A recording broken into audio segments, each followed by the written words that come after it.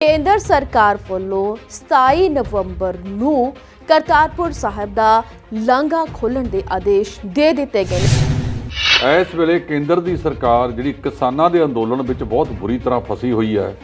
ਲੱਗਦਾ ਉਹਨਾਂ ਨੇ ਇੱਕ ਇਹ ਕੰਮ ਕਰਕੇ ਇਸ ਅੰਦੋਲਨ ਤੋਂ ਜਿਹੜਾ ਧਿਆਨ ਆ ਦੂਜੇ ਪਾਸੇ ਕਰਨ ਦਾ ਭਾਵੇਂ ਯਤਨ ਕੀਤਾ, ਪਰ ਇੱਕ ਚੰਗੀ ਖਬਰ ਹੈ। ਗੁਰੂ ਨਾਨਕ ਦੇਵ ਜੀ ਦਾ 551ਵਾਂ ਪ੍ਰਕਾਸ਼ ਦਿਹਾੜਾ ਆ ਰਿਹਾ ਹੈ। ਉਹਦੇ ਤੋਂ ਪਹਿਲਾਂ ਸਰਕਾਰ ਵੱਲੋਂ ਇਹ ਫੈਸਲਾ ਲੈਣਾ ਇੱਕ ਸ਼ਲਾਘਾਯੋਗ ਕਦਮ ਹੈ। ਕਿਸੇ ਵੀ ਥਾਂ ਤੇ ਜਿੱਥੇ ਕਿਸਾਨ ਅੱਜ ਤੱਕ ਬੈਠੇ ਹੋਏ ਨੇ ਉੱਥੇ 11 ਤੋਂ 21 ਬੰਦਿਆਂ ਦਾ ਇਕੱਠ ਹੋਵੇਗਾ ਤੇ ਉਸ ਤੋਂ ਬਾਅਦ ਜਿੰਨੇ ਵੀ ਬਾਕੀ ਬਚਦੀਆਂ ਕਿਸਾਨ ਜਥੇਬੰਦੀਆਂ ਜਾਂ ਫਿਰ ਕਿਸਾਨ ਨੇ ਜਿਹੜੇ ਉਹ ਸਾਰੇ ਦਿੱਲੀ ਵੱਲ ਕੂਚ ਕਰਨਗੇ। ਕਿਸਾਨ ਆਰ-ਪਾਰ ਦੀ ਲੜਾਈ ਲੜਨ ਨੂੰ ਤਿਆਰ ਨੇ। ਜੇ ਉਹਨਾਂ ਨੂੰ 3 ਮਹੀਨੇ ਵੀ ਬੈਠਣਾ ਪੈ ਗਿਆ ਤਾਂ ਉਹ ਬੈਠਣਗੇ, ਵੱਧ ਸਮਾਂ ਵੀ ਬੈਠਣਾ ਪੈ ਗਿਆ ਤਾਂ ਬਹਿ ਸਕਦੇ ਨੇ। ਅਗਲੇ ਦਿਨਾਂ ਵਿੱਚ ਲਾਕਡਾਊਨ ਜਾਂ ਕਰਫਿਊ ਸਮੁੱਚੇ ਮੁਲਕ ਦੇ ਵਿੱਚ ਖਾਸ ਕਰ ਉੱਤਰੀ ਭਾਰਤ ਦੇ ਵਿੱਚ ਲਾਇਆ ਜਾ ਸਕਦਾ ਹੈ ਤਾਂ ਜੋ ਕਿਸਾਨਾਂ ਦੇ ਇਸ ਅੰਦੋਲਨ ਨੂੰ ਖੁੰਡਾ ਕੀਤਾ ਜਾ ਸਕੇ। ਕਿਸਾਨਾਂ ਨੇ ਤਾਂ ਇੱਥੋਂ ਤੱਕ ਕਹਿਤਾ ਕਿ ਤੁਸੀਂ ਜਿੱਥੇ ਮਰਜ਼ੀ ਰੋਕ ਲਿਓ, ਜਿੰਨੇ ਰਸਤੇ ਦਿੱਲੀ ਨੂੰ ਜਾਂਦੇ ਨੇ ਅਸੀਂ ਸਾਰੇ ਰੋਕਾਂਗੇ। ਸ਼੍ਰੋਮਣੀ ਅਕਾਲੀ ਦਲ ਬੜਾ ਖਫਾ ਨਜ਼ਰ ਆ ਰਿਹਾ ਹੈ ਕਿਉਂਕਿ ਦਲਜੀਤ ਸਿੰਘ ਚੀਮਾ ਵੱਲੋਂ ਇਹ ਬਿਆਨ ਦਿੱਤਾ ਗਿਆ ਹੈ ਕਿ ਮਜੀਠੀਆ ਨੂੰ ਸਿਆਸੀ ਬਦਲਾਖੋਰੀ ਦਾ ਨਿਸ਼ਾਨਾ ਬਣਾਇਆ ਜਾ ਰਿਹਾ ਹੈ। ਚੀਮਾ ਸਾਹਿਬ ਇਹਨਾਂ ਨੇ ਕੁਝ 2 ਬੰਦੇ ਰੱਖੇ ਹੋਏ ਨੇ ਬੋਲਣ ਵਾਸਤੇ। ਪਹਿਲਾਂ ਤਾਂ ਜਦੋਂ ਵਿਕਰਮ ਸਿੰਘ ਮਜੀਠੀਆ ਹੋਰਾਂ ਨੂੰ ਜੈਟ ਸਿਕਿਉਰਿਟੀ ਦਿੱਤੀ ਗਈ ਤਾਂ ਕਿਸ ਕਾਰਨ ਦਿੱਤੀ ਗਈ ਸੀ? ਤਾਏ ਚਾਚੇ ਦੇ ਘਰ ਪਹਿਲਾਂ ਇਕੱਠੇ ਸੀ, ਹੁਣ ਉਹ ਅੱਡੋ-ਅੱਡ ਹੋ ਗਏ। ਤਾਏ ਦਾ ਮੁੰਡਾ ਛੱਡ ਕੇ ਚਾਚੇ ਦੇ ਘਰ 'ਚ ਵੜ ਗਿਆ, ਚਾਚੇ ਵਾਲੇ ਤਾਏ ਦੇ ਆ ਗਏ, ਕਿਸੇ ਦੂਜੇ ਥਾਂ ਤੇ ਤਾਂ ਨਹੀਂ ਗਏ। ਜੇ ਕੱਲ੍ਹ ਨੂੰ ਫੇਰ ਇਕੱਠੇ ਹੋ ਗਏ ਹੈ ਤਾਂ ਉੱਥੋਂ ਦੇ ਉੱਥੇ। ਨਵਜੋਤ ਸਿੰਘ ਸਿੱਧੂ ਉੱਠੇ, ਸਬਜ਼ੀ ਮੰਡੀ ਦੇ ਵਿੱਚ ਗਏ ਤੇ ਉੱਥੇ ਜਾ ਕੇ ਉਹਨਾਂ ਨੇ ਜਾਇਜ਼ਾ ਲਿਆ ਕਿ ਆਖਿਰਕਾਰ ਮਹਿੰਗਾਈ ਵੱਧ ਰਹੀ ਹੈ ਤਾਂ ਕਿਉਂ ਵੱਧ ਰਹੀ। ਸ਼੍ਰੋਮਣੀ ਗੁਰਦੁਆਰਾ ਪ੍ਰਬੰਧਕ ਕਮੇਟੀ ਵੱਲੋਂ 100 ਸਾਲਾ ਸਥਾਪਨਾ ਦਿਵਸ ਮਨਾਇਆ ਗਿਆ ਤਾਂ ਵੱਡੇ ਪੱਧਰ ਤੇ ਉੱਥੇ ਸਮਾਗਮ ਵੀ ਕੀਤੇ ਗਏ। ਤਾਂ ਇਨ੍ਹਾਂ ਹੀ ਸਮਾਗਮਾਂ ਦੇ ਦੌਰਾਨ ਇੱਕ ਗੱਲ ਜਿਹੜੀ ਨਿਕਲ ਕੇ ਸਾਹਮਣੇ ਆਈ ਕਿ ਜਿਹੜੀਆਂ ਦੂਜੀਆਂ ਧਿਰਾਂ ਨੇ ਉਹਨਾਂ ਵੱਲੋਂ ਮੌਜੂਦਾ ਢਾਂਚੇ ਨੂੰ ਬਦਲਣ ਦੀ ਗੱਲ ਕੀਤੀ ਗਈ ਹੈ। ਜਥੇਦਾਰ ਸਾਹਿਬ ਨੇ ਇੱਕ ਸਿਆਸੀ ਧਿਰ ਦੇ ਲਈ ਹੀ ਸਾਰਾ ਕੁਝ ਕੀਤਾ ਹੈ ਕਿਉਂਕਿ ਉਹ ਸਿਆਸੀ ਧਿਰ ਕਿਸਾਨੀ ਅਤੇ ਪੰਥ ਦੇ ਨਾਂ ਦੇ ਉੱਤੇ ਹੀ ਲੋਕਾਂ ਤੋਂ ਵੋਟਾਂ ਪ੍ਰਾਪਤ ਕਰਿਆ ਕਰਦੀ ਸੀ। 92 ਲੱਖ ਰੁਪਈਆ ਇੱਕ ਸੌਦੇ ਸਾਧ ਨੂੰ ਦਿੱਤਾ ਗਿਆ। ਹੁਕਮਨਾਮਾ ਲਾਗੂ ਕਰਾਉਣ ਬਾਰੇ ਤਾਂ ਹੋ ਸਕਦਾ ਹੈ 13 ਕਰੋੜ ਦੇ ਟੈਂਟ ਲੱਗ ਸਕਦੇ ਨੇ, ਹੋਰ ਕਿੰਨੇ ਖਰਚੇ ਤੁਸੀਂ ਕਰ ਸਕਦੇ ਹੋ, ਪਰ ਇੱਕ ਜਿਹੜੇ ਨੌਜਵਾਨਾਂ ਨੇ ਸੰਘਰਸ਼ ਦੀ ਲੜਾਈ ਲੜੀ ਉਹਨਾਂ ਦਾ ਕੇਸ ਲੜਨ ਵਾਸਤੇ ਤੁਹਾਡੇ ਕੋਲੇ ਪੈਸਾ ਨਹੀਂ। ਇਹ ਕਿੱਦਾਂ ਦੀਆਂ ਗੱਲਾਂ ਨੇ? ਸਤਿ ਸ਼੍ਰੀ ਅਕਾਲ ਜੀ, ਤੁਹਾਡਾ ਸਭ ਦਾ ਬਹੁਤ-ਬਹੁਤ ਸਵਾਗਤ ਹੈ। ਤੁਸੀਂ ਵੇਖ ਰਹੇ ਹੋ ਸਾਡਾ ਖਾਸ ਪ੍ਰੋਗਰਾਮ ਵਾਰ ਸਤਵਾਰੇ। ਉਹ ਪ੍ਰੋਗਰਾਮ ਮੈਂ ਜਿਹੜਾ ਹੁੰਦਾ ਹਫ਼ਤੇ ਦੇ ਵਿੱਚ ਇੱਕ ਦਿਨ ਪੂਰੇ ਹਫ਼ਤੇ ਭਰ ਦੀਆਂ ਅਹਿਮ ਸੁਰਖੀਆਂ ਤੇ ਅਸੀਂ ਕਰਦੇ ਹਾਂ ਇਸ ਪ੍ਰੋਗਰਾਮ ਦੇ ਵਿੱਚ ਵਿਚਾਰ ਵਟਾਂਦਰਾ। ਤੇ ਹਰ ਵਾਰ ਦੀ ਤਰ੍ਹਾਂ ਸਾਡੇ ਨਾਲ ਸਟੂਡੀਓ ਦੇ ਵਿੱਚ ਵਿਚਾਰ ਵਟਾਂਦਰਾ ਕਰਨ ਦੇ ਲਈ ਮੌਜੂਦ ਨੇ ਜਸਪਾਲ ਸਿੰਘ ਢਿੱਲੋਂ। ਅਸੀਂ ਉਹਨਾਂ ਦਾ ਸਵਾਗਤ ਕਰਾਂਗੇ। ਢਿੱਲੋਂ ਸਾਹਿਬ, ਸਵਾਗਤ ਹੈ ਤੁਹਾਡਾ। ਬਹੁਤ ਮਿਹਰਬਾਨੀ, ਸ਼ੁਕਰੀਆ ਜੀ। ਤੇ ਤੁਹਾਨੂੰ ਦੱਸ ਦਈਏ ਕਿ ਢਿੱਲੋਂ ਸਾਹਿਬ ਉਹ ਸ਼ਖਸੀਅਤ ਨੇ ਜਿਹੜੇ ਕਿ ਹਰ ਖਬਰ ਤੇ ਤਿੱਖੀ ਨਜ਼ਰ ਰੱਖਦੇ ਨੇ, ਸੀਨੀਅਰ ਪੱਤਰਕਾਰ ਨੇ, ਬਿਊਰੋ ਚੀਫ ਨੇ, ਖਬਰ ਨੂੰ ਚੰਗੇ ਤਰੀਕੇ ਨਾਲ ਕੋਕ ਕੇ ਸਾਡੇ ਦਰਸ਼ਕਾਂ ਦੇ ਸਨਮੁਖ ਰੱਖਦੇ ਨੇ। ਸੋ ਇਸੇ ਲਈ ਸਾਡੇ ਦਰਸ਼ਕ ਵੀ ਇਹਨਾਂ ਨੂੰ ਬਹੁਤ ਪਸੰਦ ਕਰਦੇ ਨੇ। ਅੱਜ ਦੀਆਂ ਖਬਰਾਂ ਸਾਰੀਆਂ ਬਹੁਤ ਅਹਿਮ ਨੇ। ਹਫ਼ਤੇ ਭਰ ਦੀਆਂ ਚੋਣਵੀਆਂ ਖਬਰਾਂ ਨੇ ਜਿਹੜੀਆਂ ਅਸੀਂ ਇਸ ਪ੍ਰੋਗਰਾਮ ਦੇ ਵਿੱਚ ਲਈਆਂ ਹੋਈਆਂ ਨੇ। ਉਸ ਦੇ ਵਿੱਚ ਜਿਹੜੀ ਪਹਿਲੀ ਖਬਰ ਹੈ ਉਹ ਇਹ ਹੈ ਕਿ ਸਿੱਖਾਂ ਦੇ ਲਈ ਜਾਂ ਅਸੀਂ ਕਹਿ ਦਈਏ ਕਿ ਪੂਰੇ ਵਿਸ਼ਵ ਭਰ ਦੇ ਵਿੱਚ ਵਸਦੇ ਲੋਕਾਂ ਦੇ ਲਈ ਜਿਹੜੇ ਪੰਜਾਬ ਨੂੰ, ਪੰਜਾਬੀਅਤ ਨੂੰ, ਸਿੱਖੀ ਭਾਈਚਾਰੇ ਨੂੰ ਬਹੁਤ ਪਿਆਰ ਕਰਦੇ ਨੇ, ਉਹਨਾਂ ਦੇ ਲਈ ਬਹੁਤ ਹੀ ਖੁਸ਼ੀ ਦੀ ਖਬਰ ਸਾਹਮਣੇ ਆਈ ਹੈ ਕਿ ਕੇਂਦਰ ਸਰਕਾਰ ਵੱਲੋਂ 27 ਨਵੰਬਰ ਨੂੰ ਕਰਤਾਰਪੁਰ ਸਾਹਿਬ ਦਾ ਲਾਂਘਾ ਖੋਲ੍ਹਣ ਦੇ ਆਦੇਸ਼ ਦੇ ਦਿੱਤੇ ਗਏ ਨੇ। ਬੇਸ਼ੱਕ ਕਿ ਪਾਕਿਸਤਾਨ ਸਰਕਾਰ ਵੱਲੋਂ ਤਾਂ ਇਹ ਆਦੇਸ਼ ਪਹਿਲਾਂ ਹੀ ਦਿੱਤੇ ਗਏ ਨੇ, ਉੱਧਰੋਂ ਤਾਂ ਉਹਨਾਂ ਨੇ ਕਿਹਾ ਵੀ ਹੋਇਆ ਕਿ ਸਾਡੇ ਵੱਲੋਂ ਜਦੋਂ ਮਰਜ਼ੀ ਤੁਸੀਂ ਆ ਸਕਦੇ ਹੋ, ਸਾਡੇ ਵੱਲੋਂ ਕੋਈ ਚੱਕਰ ਨਹੀਂ ਹੈ। ਪਰ ਕੇਂਦਰ ਸਰਕਾਰ ਨੇ ਪਹਿਲਾਂ ਕੋਵਿਡ-19 ਕਰਕੇ ਥੋੜ੍ਹਾ ਉਹਨਾਂ ਨੂੰ ਸੁਚੇਤ ਕੀਤਾ ਹੋਇਆ ਸੀਗਾ। ਲਾਂਘੇ ਦਾ ਜਿਹੜਾ ਆਉਣ ਜਾਣ ਦਾ ਕੰਮ ਸੀਗਾ ਉਹ ਬੰਦ ਕੀਤਾ ਹੋਇਆ ਸੀਗਾ, ਸੰਗਤ ਉੱਧਰ ਨਹੀਂ ਜਾ ਸਕਦੀ ਸੀ। ਇਸ ਦੇ ਲਈ ਹੁਣ ਸੰਗਤ ਦੇ ਵਿੱਚ ਖੁਸ਼ੀ ਹੈ ਕਿ ਇਸ ਸਮੇਂ ਦੇ ਦੌਰਾਨ ਜਿਹੜਾ ਕਰਤਾਰਪੁਰ ਸਾਹਿਬ ਦਾ ਲਾਂਘਾ ਉਹ ਖੋਲ੍ਹਣ ਦੇ ਆਦੇਸ਼ ਦਿੱਤੇ ਗਏ ਨੇ ਕਿਉਂਕਿ ਸ਼੍ਰੀ ਗੁਰੂ ਨਾਨਕ ਦੇਵ ਜੀ ਦਾ ਗੁਰਪੁਰਬ ਵੀ ਨੇੜੇ ਆ ਰਿਹਾ ਹੈ। ਇਸ ਲਈ ਸੰਗਤ ਦੇ ਵਿੱਚ ਹੋਰ ਵੀ ਦੂਣੀ ਖੁਸ਼ੀ ਹੈ ਜਿਹੜੀ ਉਹ ਵਧੀ ਹੋਈ ਹੈ। ਇਸ ਪੂਰੇ ਮਾਮਲੇ ਤੇ ਅਸੀਂ ਵਧਾਂਗੇ ਢਿੱਲੋਂ ਸਾਹਿਬ ਤੁਹਾਡਾ ਕੀ ਕਹਿਣਾ? ਨਵਦੀਪ ਜੀ, ਇਹ ਤਾਜ਼ਾ ਖਬਰ ਹੁਣੇ ਪਤਾ ਲੱਗੀ ਹੈ ਕਿ ਜਿਹੜਾ ਕੇਂਦਰ ਸਰਕਾਰ ਨੇ ਸ਼੍ਰੀ ਕਰਤਾਰਪੁਰ ਸਾਹਿਬ ਦਾ ਲਾਂਘਾ ਜਿਹੜਾ ਹੈਗਾ 27 ਨਵੰਬਰ ਤੋਂ ਖੋਲ੍ਹਣ ਦਾ ਐਲਾਨ ਕਰ ਦਿੱਤਾ ਹੈ ਜੀ। ਪਿਛਲੇ ਲੰਬੇ ਸਮੇਂ ਤੋਂ ਗੁਰੂ ਨਾਨਕ ਨਾਮ ਲੇਵਾ ਸੰਗਤਾਂ ਇਹ ਮੰਗ ਕਰਦੀਆਂ ਆ ਰਹੀਆਂ ਸਨ ਕਿ ਗੁਰੂ ਨਾਨਕ ਦੇਵ ਜੀ ਦਾ 551ਵਾਂ ਜਿਹੜਾ ਪ੍ਰਕਾਸ਼ ਉਤਸਵ ਹੈ ਉਹ 30 ਨਵੰਬਰ ਨੂੰ ਆ ਰਿਹਾ। ਇਸ ਲਈ ਉਸ ਤੋਂ ਪਹਿਲਾਂ ਇਹ ਜੇ ਖੁੱਲ੍ਹ ਜਾਵੇ ਤਾਂ ਬਹੁਤ ਵਧੀਆ ਗੱਲ ਹੈ। ਕੇਂਦਰ ਸਰਕਾਰ ਨੇ ਇਹ ਗੱਲ ਪ੍ਰਵਾਨ ਕੀਤੀ ਹੈ। ਇਸ ਵੇਲੇ ਕੇਂਦਰ ਦੀ ਸਰਕਾਰ ਜਿਹੜੀ ਕਿਸਾਨਾਂ ਦੇ ਅੰਦੋਲਨ ਵਿੱਚ ਬਹੁਤ ਬੁਰੀ ਤਰ੍ਹਾਂ ਫਸੀ ਹੋਈ ਹੈ। ਲੱਗਦਾ ਉਹਨਾਂ ਨੇ ਇੱਕ ਇਹ ਕੰਮ ਕਰਕੇ ਇਸ ਅੰਦੋਲਨ ਤੋਂ ਜਿਹੜਾ ਧਿਆਨ ਆ ਦੂਜੇ ਪਾਸੇ ਕਰਨ ਦਾ ਭਾਵੇਂ ਯਤਨ ਕੀਤਾ, ਪਰ ਇੱਕ ਚੰਗੀ ਖਬਰ ਹੈ ਜੇ ਕੇਂਦਰ ਸਰਕਾਰ ਨੇ ਇਹ ਫੈਸਲਾ ਲਿਆ, ਸਾਰੇ ਇਸ ਗੱਲ ਦਾ ਸਵਾਗਤ ਕਰਨਗੇ। ਬਹੁਤ ਸਾਰੇ ਲੋਕ ਜਿਹੜੇ ਉੱਥੇ ਜਾਂਦੇ ਸਨ ਉਹ ਆ ਕੇ ਦੱਸਦੇ ਸਨ ਕਿ ਬਹੁਤ ਹੀ ਵਧੀਆ ਪ੍ਰਬੰਧ ਪਾਕਿਸਤਾਨ ਸਰਕਾਰ ਵੱਲੋਂ ਕੀਤੇ ਹੋਏ ਨੇ ਔਰ ਉਹਨਾਂ ਦੇ ਲੋਕ ਜਿਵੇਂ ਮਿਲਦੇ ਨੇ, ਸਾਡਾ ਸਵਾਗਤ ਕਰਦੇ ਨੇ, ਉਹ ਬਹੁਤ ਹੀ ਸ਼ਲਾਘਾਯੋਗ ਹੈ। ਹੁਣ ਆਪਾਂ ਗੱਲ ਕਰੀਏ ਕਿ ਗੁਰੂ ਨਾਨਕ ਦੇਵ ਜੀ ਨੇ ਅੰਤਲੇ ਸਮੇਂ ਸੀ ਜਿਹੜੇ ਉਹਨਾਂ ਦੇ ਜੀਵਨ ਦਾ ਜਿਹੜਾ ਅੰਤਮ ਸਮਾਂ ਸੀ ਉਹ ਇਸ ਧਰਤੀ ਦੇ ਉੱਤੇ ਗੁਜ਼ਾਰਿਆ ਜਿੱਥੇ ਉਹਨਾਂ ਨੇ ਹੱਥੀਂ ਹਲ ਵਾਹਿਆ, ਭਾਵ ਕਿਰਤ ਦਾ ਸੰਦੇਸ਼ ਦਿੱਤਾ, ਲੰਗਰ ਪ੍ਰਥਾ ਚਲਾਈ, ਭਾਵ ਵੰਡ ਛਕਣ ਦਾ ਸੰਦੇਸ਼ ਦਿੱਤਾ। ਨਾਲ ਹੀ ਉੱਥੇ ਇਹਨਾਂ ਨੇ ਗੁਰਬਾਣੀ ਉਚਾਰੀ ਔਰ ਗੁਰਬਾਣੀ ਬਾਰੇ ਕਿਹਾ ਕਿ ਅਸੀਂ ਪ੍ਰਮਾਤਮਾ ਨੂੰ ਕਿਵੇਂ ਮਿਲਣਾ ਹੈ, ਕਿਵੇਂ ਪ੍ਰਮਾਤਮਾ ਦਾ ਨਾਮ ਜਪਣਾ ਹੈਗਾ। ਉਹਨਾਂ ਦਾ ਜਿਹੜਾ ਸੰਦੇਸ਼ ਸੀ ਕਿ ਕਿਰਤ ਕਰੋ, ਵੰਡ ਛਕੋ, ਨਾਮ ਜਪੋ, ਇਹ ਇੱਕ ਬਹੁਤ ਚੰਗਾ ਮੈਂ ਸਮਝਦਾ ਕਿ ਸੰਦੇਸ਼ ਸੀਗਾ ਜਿਹੜਾ ਸਮੁੱਚੀ ਮਾਨਵਤਾ ਨੂੰ ਜੇ ਇਹਦੇ 'ਤੇ ਪਹਿਰਾ ਦਿੰਦੇ ਅਪਣਾ ਲੈਂਦੇ ਤਾਂ ਅੱਜ ਜਿਹੜੀਆਂ ਸਮੱਸਿਆਵਾਂ ਪੈਦਾ ਹੋਈਆਂ ਨੇ, ਸਰਹੱਦਾਂ ਦੀਆਂ ਸਮੱਸਿਆਵਾਂ ਨੇ, ਕਈ ਹੋਰ ਸਮੱਸਿਆਵਾਂ ਨੇ, ਅਸੀਂ ਜਾਤਾਂ ਪਾਤਾਂ ਦੇ ਵਿੱਚ ਵੰਡਿਆ ਹੋਇਆ ਹੈਗਾ, ਧਰਮਾਂ ਦੇ ਵਿੱਚ ਵੰਡੀਆਂ ਪਾਈਆਂ ਹੋਈਆਂ ਨੇ, ਹੋਰ ਪਤਾ ਨਹੀਂ ਕਿੰਨਾ ਕੁ ਕੁਛ ਕੀਤਾ ਹੋਇਆ, ਇਹ ਸਾਰੇ ਤੋਂ ਸਾਨੂੰ ਛੁਟਕਾਰਾ ਮਿਲ ਸਕਦਾ ਸੀ ਜੇਕਰ ਅਸੀਂ ਇਸ ਸਿਧਾਂਤ ਦੇ ਉੱਤੇ ਪਹਿਰਾ ਦਿੰਦੇ। ਹੁਣ ਗੁਰੂ ਨਾਨਕ ਦੇਵ ਜੀ ਦਾ 551ਵਾਂ ਪ੍ਰਕਾਸ਼ ਦਿਹਾੜਾ ਆ ਰਿਹਾ ਹੈ, ਉਹਦੇ ਤੋਂ ਪਹਿਲਾਂ ਸਰਕਾਰ ਵੱਲੋਂ ਇਹ ਫੈਸਲਾ ਲੈਣਾ ਇੱਕ ਸ਼ਲਾਘਾਯੋਗ ਕਦਮ ਹੈ, ਚੰਗਾ ਕਦਮ ਹੈ। ਇਹਦੇ ਨਾਲ ਜਿੰਨੇ ਵੀ ਗੁਰੂ ਨਾਨਕ ਨਾਮ ਲੇਵਾ ਸੰਗਤਾਂ ਵਿਸ਼ਵ ਭਰ ਦੇ ਵਿੱਚ ਬੈਠੀਆਂ ਨੇ ਉਹ ਇਸ ਦਾ ਸਰਕਾਰ ਦਾ ਸ਼ੁਕਰਾਨਾ ਕਰਦੀਆਂ ਨੇ ਔਰ ਮੈਂ ਸਮਝਦਾ ਕਿ ਗੁਰੂ ਨਾਨਕ ਦੇਵ ਜੀ ਦੇ ਜਨਮ ਦਿਹਾੜੇ 'ਤੇ ਇਹ ਗੱਲ ਕਰਕੇ ਸਰਕਾਰ ਨੇ ਇੱਕ ਚੰਗਾ ਕਦਮ ਉਠਾਇਆ। ਹੁਣ ਲੋਕ ਫੇਰ ਉਸ ਪਾਸੇ ਵੱਲ ਜਾ ਸਕਣਗੇ ਔਰ ਸ੍ਰੀ ਕਰਤਾਰਪੁਰ ਸਾਹਿਬ ਦੇ ਦਰਸ਼ਨ ਕਰ ਸਕਣਗੇ। ਨਵਦੀਪ ਜੀ, ਇਹ ਤਾਂ ਸਾਡੀਆਂ ਜਿਹੜੀਆਂ ਸਿਆਸੀ ਧਿਰਾਂ ਸੀ ਜਿਨ੍ਹਾਂ ਨੇ ਵੰਡੀਆਂ ਪਾਉਣ ਵਿੱਚ ਉਸ ਤੋਂ ਬਾਅਦ ਸਰਕਾਰਾਂ ਬਣਾਈਆਂ, ਜੇ ਉਦੋਂ ਸੁਹਿਰਦਤਾ ਦਿਖਾਈ ਹੁੰਦੀ, ਸਾਡੇ ਸਿੱਖ ਆਗੂਆਂ ਨੇ ਵੀ ਆਪਣੇ ਸਟੈਂਡ 'ਤੇ ਪਹਿਰਾ ਦਿੱਤਾ ਹੁੰਦਾ ਤਾਂ ਇਹ ਕਰਤਾਰਪੁਰ ਸਾਹਿਬ ਦੀ ਧਰਤੀ ਦਾ ਵਟਾਂਦਰਾ ਕੀਤਾ ਜਾ ਸਕਦਾ ਸੀ। ਉਹਨਾਂ ਨੂੰ ਇਸ ਵੰਡੇ ਕੁਝ ਹੋਰ ਧਰਤੀ ਇਧਰਲੇ ਪਾਸੋਂ ਦਿੱਤੀ ਜਾ ਸਕਦੀ ਸੀ। ਇਹ 4 ਕਿਲੋਮੀਟਰ ਦਾ ਖੇਤਰ ਇਧਰਲੇ ਪਾਸੇ ਰਲਾਇਆ ਜਾ ਸਕਦਾ ਸੀ। ਪਰ ਹੁਣ ਜਿਵੇਂ ਲੋਕਾਂ ਦੇ ਵਿੱਚ ਉਧਰ ਜਾਣ ਵਾਸਤੇ ਜਦੋਂ ਗੁਰੂ ਨਾਨਕ ਦੇਵ ਜੀ ਦਾ ਜਨਮ ਦਿਨ ਆਉਂਦਾ ਹੈ, ਗੁਰੂ ਅਰਜਨ ਦੇਵ ਜੀ ਦਾ ਜਨਮ ਦਿਨ ਆਉਂਦਾ ਹੈ ਜਾਂ ਹੋਰ ਸਾਡੇ ਤਿੱਥ ਤਿਉਹਾਰ ਆਉਂਦੇ ਨੇ, ਉਦੋਂ ਅਸੀਂ ਉਧਰਲੇ ਪਾਸੇ ਜਾਂਦੇ ਹਾਂ। ਉਹਦੇ ਨਾਲ ਹੀ ਇੱਕ ਵੱਖਰੇ ਕਿਸਮ ਦੀ ਮਨ ਦੇ ਵਿੱਚ ਉਤਸੁਕਤਾ ਹੁੰਦੀ ਹੈ ਕਿ ਅਸੀਂ ਕਰਤਾਰਪੁਰ ਸਾਹਿਬ ਜਾ ਕੇ ਉੱਥੋਂ ਦੇ ਦਰਸ਼ਨ ਕਰਨ ਜਾ ਰਹੇ ਹਾਂ। ਲੋਕਾਂ ਦਾ ਇਸ ਭੀੜ ਭੜੱਕੇ ਵਾਲੀਆਂ ਜਗ੍ਹਾਵਾਂ ਦੇ ਵਿੱਚੋਂ ਨਿਕਲ ਕੇ ਜਦੋਂ ਬੰਦਾ ਸ਼ਰਧਾ ਦੇ ਨਾਲ ਉੱਥੇ ਜਾਂਦਾ, ਇੱਕ ਵੱਖਰੇ ਕਿਸਮ ਦਾ ਸਕੂਨ ਮਿਲਦਾ ਹੈ। ਭਾਵੇਂ ਹਾਲੇ ਤੱਕ ਇਹੋ ਹੀ ਪ੍ਰਬੰਧ ਹੋਏ ਨੇ ਕਿ ਸਵੇਰੇ ਜਾ ਕੇ ਤੁਸੀਂ ਸ਼ਾਮ ਨੂੰ ਵਾਪਸ ਆਉਣਾ ਹੈ, ਪਰ ਫਿਰ ਵੀ ਜੇ ਹੋਇਆ ਤਾਂ ਚੰਗੀ ਗੱਲ ਹੈ। ਇਸ ਦਾ ਅਸੀਂ ਸਾਰੇ ਜਣੇ ਰਲ ਕੇ ਸਵਾਗਤ ਕਰਦੇ ਹਾਂ ਔਰ ਕੇਂਦਰ ਸਰਕਾਰ ਨੇ ਇੱਕ ਸਹੀ ਫੈਸਲਾ ਲਿਆ ਹੈ ਕਿਉਂਕਿ ਜਦੋਂ ਬਾਕੀ ਚੀਜ਼ਾਂ ਖੁੱਲ੍ਹ ਗਈਆਂ ਸੀ ਕੋਵਿਡ ਤੋਂ ਬਾਅਦ, ਉਸ ਤੋਂ ਬਾਅਦ ਇਹਨਾਂ ਨੂੰ ਵੀ ਖੋਲ੍ਹਣਾ ਬਣਦਾ ਸੀ ਔਰ ਭਾਵੇਂ ਦੇਰ ਆ ਕੇ ਖੋਲ੍ਹਿਆ ਗਿਆ ਪਰ ਫੈਸਲੇ ਦਾ ਸਵਾਗਤ ਕਰਦੇ ਹਾਂ। ਜੀ ਬਿਲਕੁਲ। ਤੇ ਹੁਣ ਅਸੀਂ ਵਧਾਂਗੇ ਕਿਸਾਨਾਂ ਦੇ ਮਸਲੇ ਵੱਲ ਕਿ ਕਿਸਾਨ ਪਿਛਲੇ ਪੌਣੇ 2 ਮਹੀਨਿਆਂ ਤੋਂ ਧਰਨਿਆਂ ਤੇ ਬੈਠੇ ਹੋਏ ਨੇ।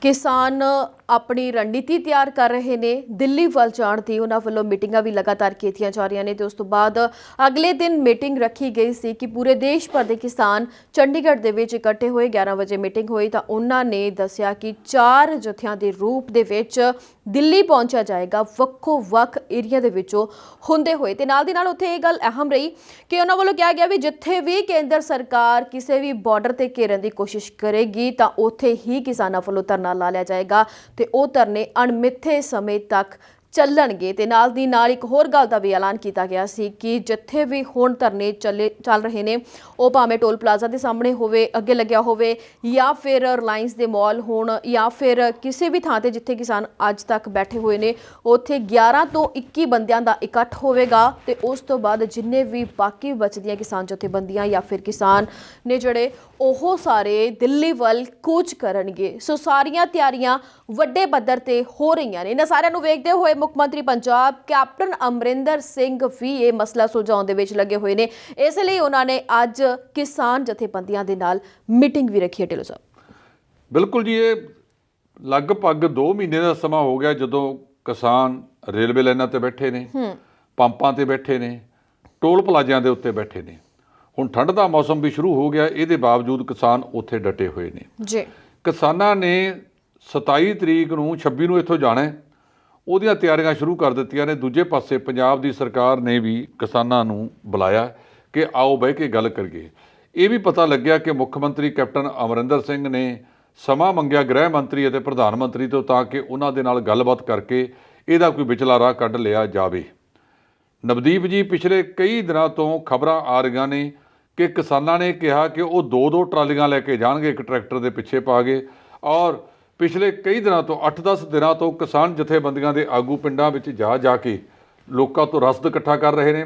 ਨਗਦੀ ਵੀ ਇਕੱਠੀ ਕੀਤੀ ਜਾ ਰਹੀ ਹੈ। ਕਈ ਪਿੰਡਾਂ ਦੇ ਵਿੱਚ ਪਤਾ ਲੱਗਿਆ ਕਿ 200-200 ਰੁਪਇਆ ਪ੍ਰਤੀ ਏਕੜ ਦਾ ਫੈਸਲਾ ਕੀਤਾ ਹੈ। ਇਸ ਤੋਂ ਇਲਾਵਾ ਕਈ ਕੁਝ ਹੋਰ ਕੀਤਾ ਹੈਗਾ। ਕਈ ਪਿੰਡਾਂ ਦੇ ਵਿੱਚ ਮਤਲਬ 500-500 ਰੁਪਇਆ ਘਰ, ਮਤਲਬ ਆਪਣੇ ਆਪਣੇ ਪੈਮਾਨੇ ਦੇ ਨਾਲ ਕਿਸਾਨ ਜਥੇਬੰਦੀਆਂ ਨੇ ਸਹਾਇਤਾ ਜਿਹੜੀ ਹੈ ਉਹ ਆਮ ਲੋਕਾਂ ਦੇ ਵਿੱਚੋਂ ਇਕੱਤਰ ਕੀਤੀ ਹੈ, ਤਾਂ ਜੋ ਉਹ ਕਹਿੰਦੇ ਵੀ ਅਸੀਂ ਘੱਟੋ ਘੱਟ 3 ਮਹੀਨਿਆਂ ਦਾ ਰਾਸ਼ਨ ਨਾਲ ਲੈ ਕੇ ਜਾਵਾਂਗੇ। ਇਹ ਰਾਸ਼ਨ ਉੱਥੇ ਕਿਸਾਨ ਆਪਣਾ ਜਿੱਥੇ ਪ੍ਰਸ਼ਾਦਾ ਪਾਣੀ ਛਕਣਾ ਉਹਨਾਂ ਨੇ ਬੈਠਣਗੇ, ਔਰ ਦੂਸਰੇ ਪਾਸੇ 3 ਮਹੀਨਿਆਂ ਦਾ ਜਿਹੜਾ ਰਾਸ਼ਨ ਆ ਉਹਨਾਂ ਦੇ ਕੋਲ ਜਮ੍ਹਾਂ ਹੋਵੇਗਾ। ਉਸ ਤੋਂ ਬਾਅਦ ਜੇ ਸੰਘਰਸ਼ ਅੱਗੇ ਚੱਲਿਆ ਤਾਂ ਹੋਰ ਰਾਸ਼ਨ ਇਕੱਠਾ ਕਰ ਲਿਆ ਜਾਵੇਗਾ। ਇੱਕ ਤਾਂ ਇਸ ਗੱਲ ਤੋਂ ਇਹ ਸੰਦੇਸ਼ ਜਾਂਦਾ ਹੈ ਕਿ ਕਿਸਾਨ ਆਰ ਪਾਰ ਦੀ ਲੜਾਈ ਲੜਨ ਨੂੰ ਤਿਆਰ ਨੇ। ਜੇ ਉਹਨਾਂ ਨੂੰ 3 ਮਹੀਨੇ ਵੀ ਬੈਠਣਾ ਪੈ ਗਿਆ ਤਾਂ ਉਹ ਬੈਠਣਗੇ, ਵੱਧ ਸਮਾਂ ਵੀ ਬੈਠਣਾ ਪੈ ਗਿਆ ਤਾਂ ਬਹਿ ਸਕਦੇ ਨੇ। ਅੱਜ ਦੇ ਜ਼ਮਾਨੇ ਦੇ ਵਿੱਚ ਜਦੋਂ ਹੁਣ ਠੰਡ ਦਾ ਵਰਤਾਰਾ ਚੱਲ ਰਿਹਾ ਹੈ ਔਰ ਕਿਸਾਨਾਂ ਨੇ ਜੱਦੋ ਜਹਿਦ ਕਰ ਲਈ ਹੈ ਕਿ ਉਹ ਆਪਣਾ ਸੰਘਰਸ਼ ਹੈ ਜਿਹੜਾ ਉਹ ਪਿੱਛੇ ਮੁੜ ਕੇ ਨਹੀਂ ਦੇਖਣਗੇ।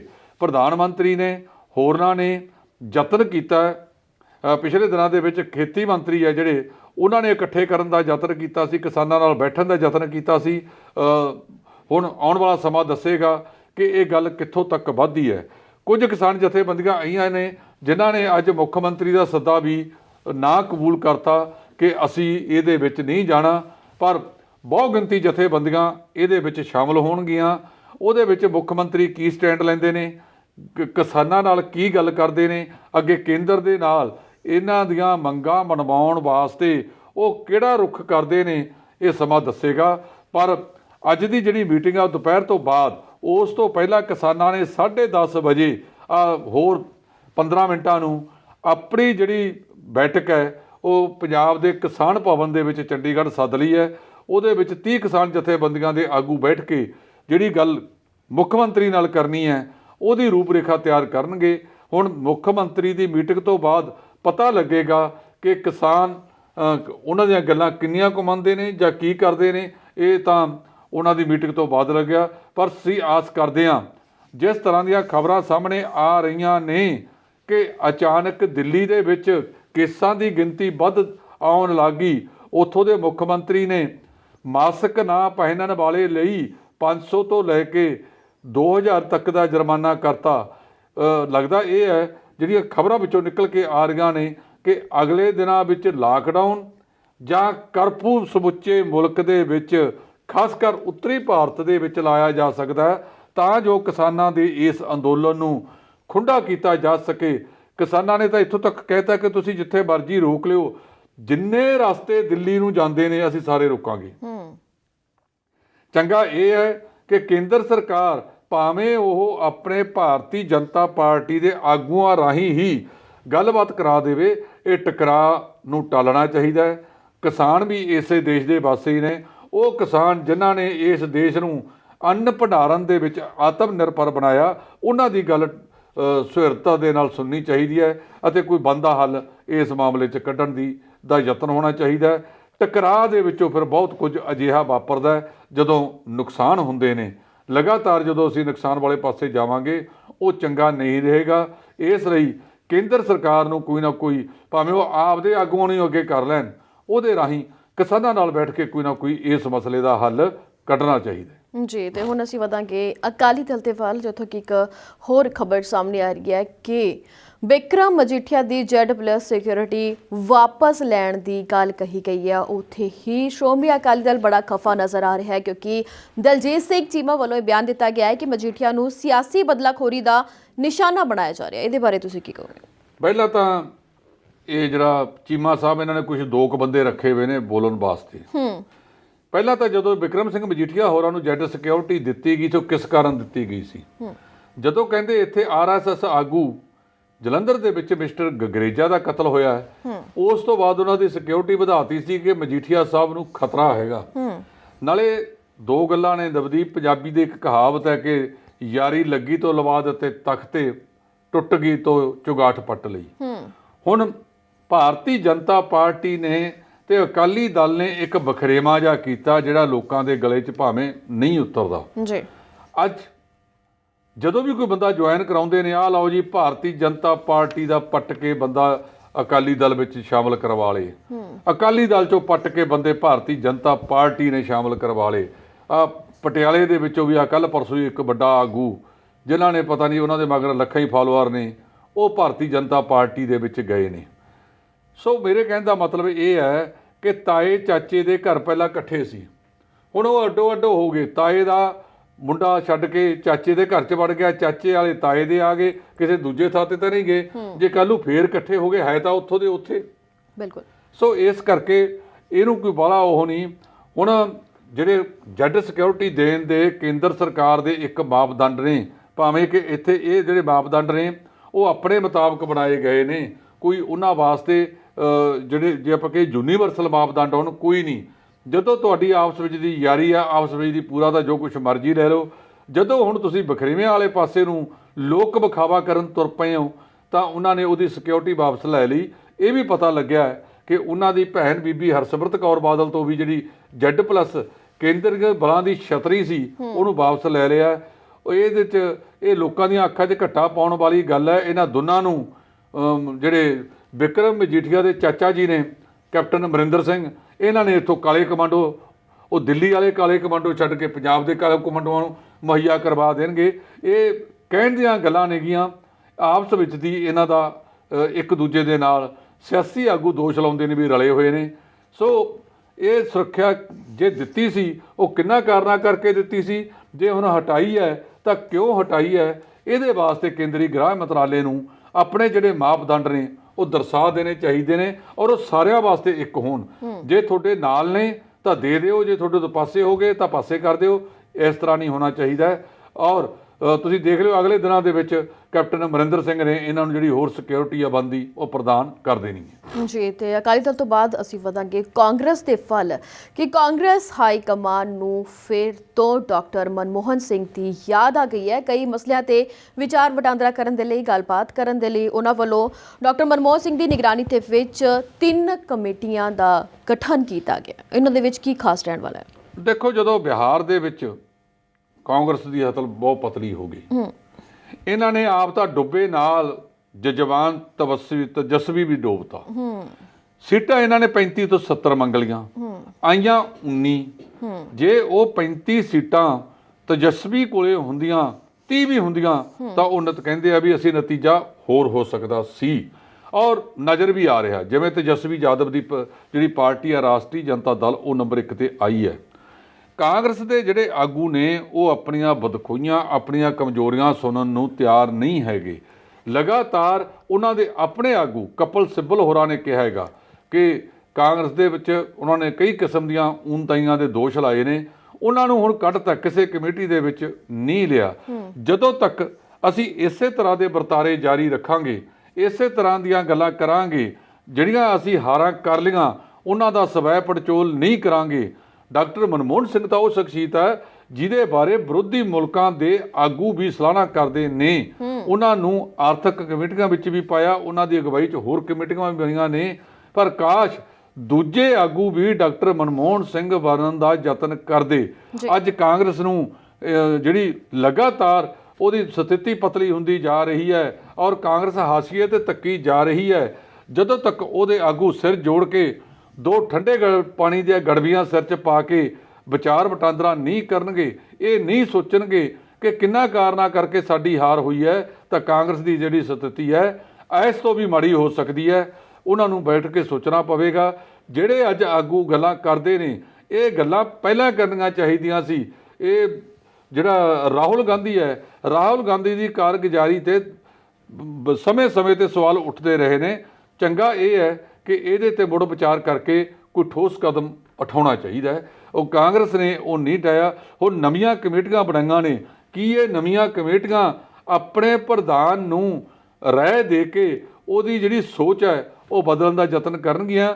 ਜਦੋਂ ਤੱਕ ਕਾਂਗਰਸ ਦੇ ਵਿੱਚ ਜਿਹੜੀ ਸੋਚ ਹੈ ਉਹ ਬਦਲ ਨਹੀਂ ਹੁੰਦਾ ਜਾਂ ਸਵੈ ਪੜਚੋਲ ਨਹੀਂ ਹੁੰਦੀ, ਉਦੋਂ ਤੱਕ ਕਾਂਗਰਸ ਦਾ ਮੁੜ ਖੜੇ ਹੋਣਾ ਮੁਸ਼ਕਲ ਲੱਗਦਾ। ਪਰ ਰਾਜਨੀਤੀ 'ਚ ਪਤਾ ਕੁਛ ਨਹੀਂ ਹੁੰਦਾ, ਕਦੋਂ ਕੋਈ ਮੁੱਦਾ ਚੱਲ ਜੇ ਤੇ ਉਹ ਰਾਜਨੀਤੀ ਦੇ ਵਿੱਚ ਭਾਰੂ ਪੈ ਜਾਂਦਾ ਤੇ ਅੱਗੇ ਬਦਲਾਅ ਵਾਲੇ ਪਾਸੇ ਤੁਰ ਪੈਂਦਾ। ਪਰ ਜਿਹੜੀਆਂ ਇਹ ਕਮੇਟੀਆਂ ਹੁਣ ਬਣਾਈਆਂ ਨੇ, ਇਹ ਕੀ ਕਰਦੀਆਂ ਨੇ, ਇਹਨਾਂ ਦੀ ਗੱਲ ਕਿੰਨੀ ਕੁ ਮੰਨੀ ਜਾਂਦੀ ਹੈ, ਇਹ ਸਾਰਾ ਕੁਝ ਉਸ ਤੇ ਨਿਰਭਰ ਕਰੇਗਾ। ਜੀ, ਤੇ ਢੱਲੋਂ ਸਾਹਿਬ ਹੁਣ ਅਸੀਂ ਗੱਲ ਕਰਾਂਗੇ ਕਿ ਕਰੋਨਾ ਮਹਾਮਾਰੀ ਤੋਂ ਬਾਅਦ ਜਦੋਂ ਕਿ ਉਸ ਦੇ ਦੌਰਾਨ ਦੀ ਜੇ ਗੱਲ ਕਰੀਏ ਕਿ ਸਭ ਕੁਝ ਠੱਪ ਸੀਗਾ, ਸਭ ਕੁਝ ਬੰਦ ਸੀਗਾ, ਤਾਂ ਉਸ ਤੋਂ ਹੀ ਮਹਿੰਗਾਈ ਇੰਨੀ ਕੁ ਜ਼ਿਆਦਾ ਵਧੀ ਕਿ ਬੇਸ਼ੱਕ ਲੋਕ ਘਰਾਂ ਦੇ ਵਿੱਚ ਵਿਹਲੇ ਬੈਠੇ ਸੀ, ਬਹੁਤ ਸਾਰੇ ਲੋਕਾਂ ਦੀਆਂ ਨੌਕਰੀਆਂ ਖਤਰੇ ਦੇ ਵਿੱਚ ਸੀ, ਬਹੁਤ ਸਾਰੇ ਤਾਂ ਬੇਰੁਜ਼ਗਾਰ ਹੋ ਗਏ ਸੀ, ਅੱਜ ਤੱਕ ਉਹਨਾਂ ਨੂੰ ਰੁਜ਼ਗਾਰ ਨਹੀਂ ਮਿਲਿਆ। ਪਰ ਮਹਿੰਗਾਈ ਦਾ ਦੌਰ ਲਗਾਤਾਰ ਜਾਰੀ ਹੈ। ਇਹਨਾਂ 8 ਮਹੀਨਿਆਂ ਦੇ ਵਿੱਚ ਮਹਿੰਗਾਈ ਨੇ ਬਹੁਤ ਰਿਕਾਰਡ ਤੋੜ ਵਾਧਾ ਕੀਤਾ। ਤਾਂ ਸ਼ਾਇਦ ਇਸੇ ਗੱਲ ਦੇ ਮੱਦੇਨਜ਼ਰ ਹੀ ਅੰਮ੍ਰਿਤਸਰ ਦੇ ਵਿੱਚ ਆਪਣੇ ਘਰੋਂ ਨਵਜੋਤ ਸਿੰਘ ਸਿੱਧੂ ਉੱਠੇ, ਸਬਜ਼ੀ ਮੰਡੀ ਦੇ ਵਿੱਚ ਗਏ ਤੇ ਉੱਥੇ ਜਾ ਕੇ ਉਹਨਾਂ ਨੇ ਜਾਇਜ਼ਾ ਲਿਆ ਕਿ ਆਖਿਰਕਾਰ ਮਹਿੰਗਾਈ ਵੱਧ ਰਹੀ ਹੈ ਤਾਂ ਕਿਉਂ ਵੱਧ ਰਹੀ ਹੈ। ਦੇਖੋ, ਨਵਜੋਤ ਸਿੱਧੂ ਜੇ ਹੁਣ ਗਏ ਨੇ, ਪਹਿਲਾਂ ਤਾਂ ਉਹ 1.5 ਸਾਲ ਚੁੱਪ ਕਰਕੇ ਬੈਠੇ ਰਹੇ ਜੀ। ਨਵਜੋਤ ਸਿੱਧੂ ਵਰਗਾ ਆਗੂ ਚੁੱਪ ਕਰਕੇ ਬੈਠੇ, ਲੋਕ ਇਹ ਭਾਉਂਦੇ ਨਹੀਂ, ਲੋਕਾਂ ਨੂੰ ਇਹ ਨਹੀਂ।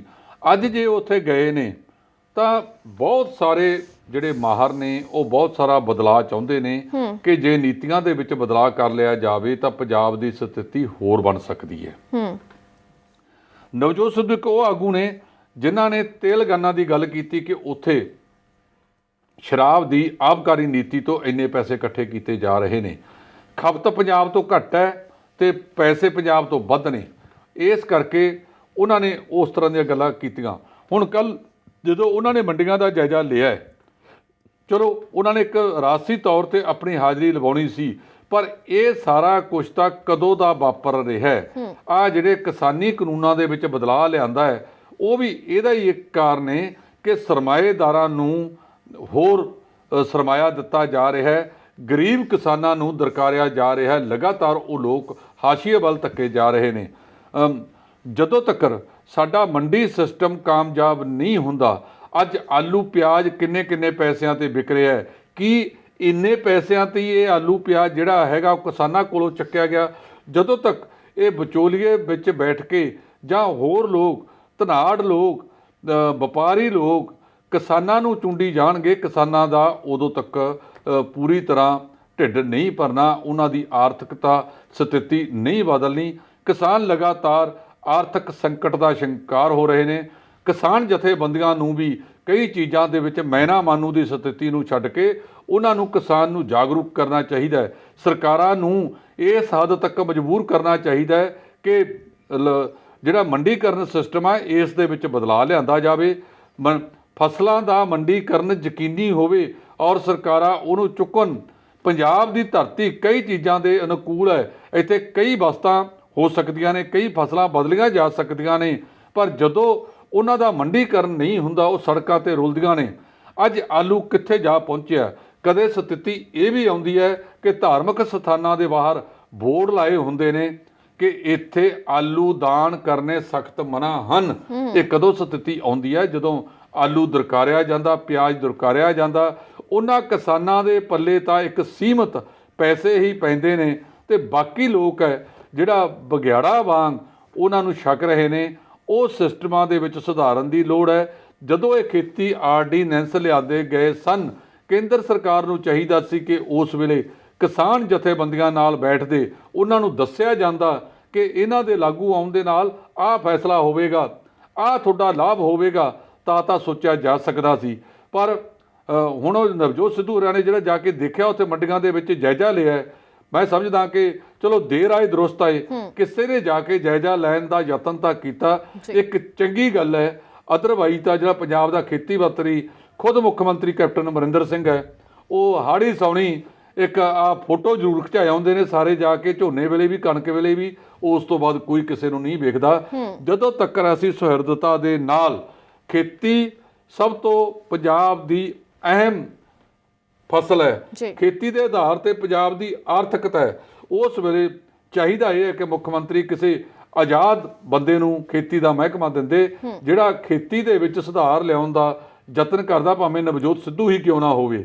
ਇਸ ਕਰਕੇ ਖੇਤੀ ਵਾਲੇ ਮਾਮਲੇ ਤੇ ਆਬਕਾਰੀ ਜਿਹਦੇ ਉੱਤੇ ਸਭ ਤੋਂ ਵੱਧ ਸਵਾਲ ਉੱਠ ਰਹੇ ਨੇ, ਉਹ ਤੇ ਤੀਜਾ ਬਿਜਲੀ ਮਹਿਕਮਾ, ਇਸ ਵੇਲੇ ਉਹ ਤਿੰਨੇ ਜਿਹੜੇ ਪ੍ਰਮੁੱਖ ਮਹਿਕਮੇ ਨੇ ਉਹ ਮੁੱਖ ਮੰਤਰੀ ਕੈਪਟਨ ਅਮਰਿੰਦਰ ਸਿੰਘ ਕੋਲ ਹੀ ਨੇ। ਕਈ ਅਹਿਮ ਮੁੱਦਿਆਂ ਤੇ ਜਿਸ ਦੇ ਵਿੱਚ ਕਿਸਾਨਾਂ ਦਾ ਮੁੱਦਾ ਸੀ, ਕਰਤਾਰਪੁਰ ਲਾਂਘੇ ਨੂੰ ਲੈ ਕੇ ਸੀ ਕਿ 27 ਤਰੀਕ ਨੂੰ ਭਾਜਪਾ ਵੱਲੋਂ ਖੋਲ੍ਹਣ ਦੀ, ਕੇਂਦਰ ਸਰਕਾਰ ਵੱਲੋਂ ਖੋਲ੍ਹਣ ਦੀ ਇਜਾਜ਼ਤ ਦੇ ਦਿੱਤੀ ਗਈ ਹੈ, ਤੇ ਨਾਲ ਨਵਜੋਤ ਸਿੰਘ ਸਿੱਧੂ ਬਾਰੇ ਤੇ ਵੱਧ ਰਹੀ ਮਹਿੰਗਾਈ ਬਾਰੇ ਵੀ ਗੱਲਾਂ ਬਾਤਾਂ ਹੋਈਆਂ। ਤੇ ਹੁਣ ਅਸੀਂ ਗੱਲ ਕਰਾਂਗੇ ਕਿ ਇਸੇ ਹਫ਼ਤੇ ਦੇ ਦੌਰਾਨ ਸ਼੍ਰੋਮਣੀ ਗੁਰਦੁਆਰਾ ਪ੍ਰਬੰਧਕ ਕਮੇਟੀ ਵੱਲੋਂ 100 ਸਾਲਾ ਸਥਾਪਨਾ ਦਿਵਸ ਮਨਾਇਆ ਗਿਆ, ਤਾਂ ਵੱਡੇ ਪੱਧਰ ਤੇ ਉੱਥੇ ਸਮਾਗਮ ਵੀ ਕੀਤੇ ਗਏ। ਤਾਂ ਇਨ੍ਹਾਂ ਹੀ ਸਮਾਗਮਾਂ ਦੇ ਦੌਰਾਨ ਇੱਕ ਗੱਲ ਜਿਹੜੀ ਨਿਕਲ ਕੇ ਸਾਹਮਣੇ ਆਈ ਕਿ ਜਿਹੜੀਆਂ ਦੂਜੀਆਂ ਧਿਰਾਂ ਨੇ ਉਹਨਾਂ ਵੱਲੋਂ ਮੌਜੂਦਾ ਢਾਂਚੇ ਨੂੰ ਬਦਲਣ ਦੀ ਗੱਲ ਕੀਤੀ ਗਈ ਹੈ। ਢਿੱਲੋਂ ਸਾਹਿਬ, ਆਖਿਰ ਕਿਹੜੀ ਉਹ ਢਾਂਚਾ ਹੈ ਜਿਸ ਨੂੰ ਬਦਲਣ ਦੀਆਂ ਜਿਹੜੀਆਂ ਗੱਲਾਂ ਨੇ ਉਹ ਹੋ ਰਹੀਆਂ ਨੇ?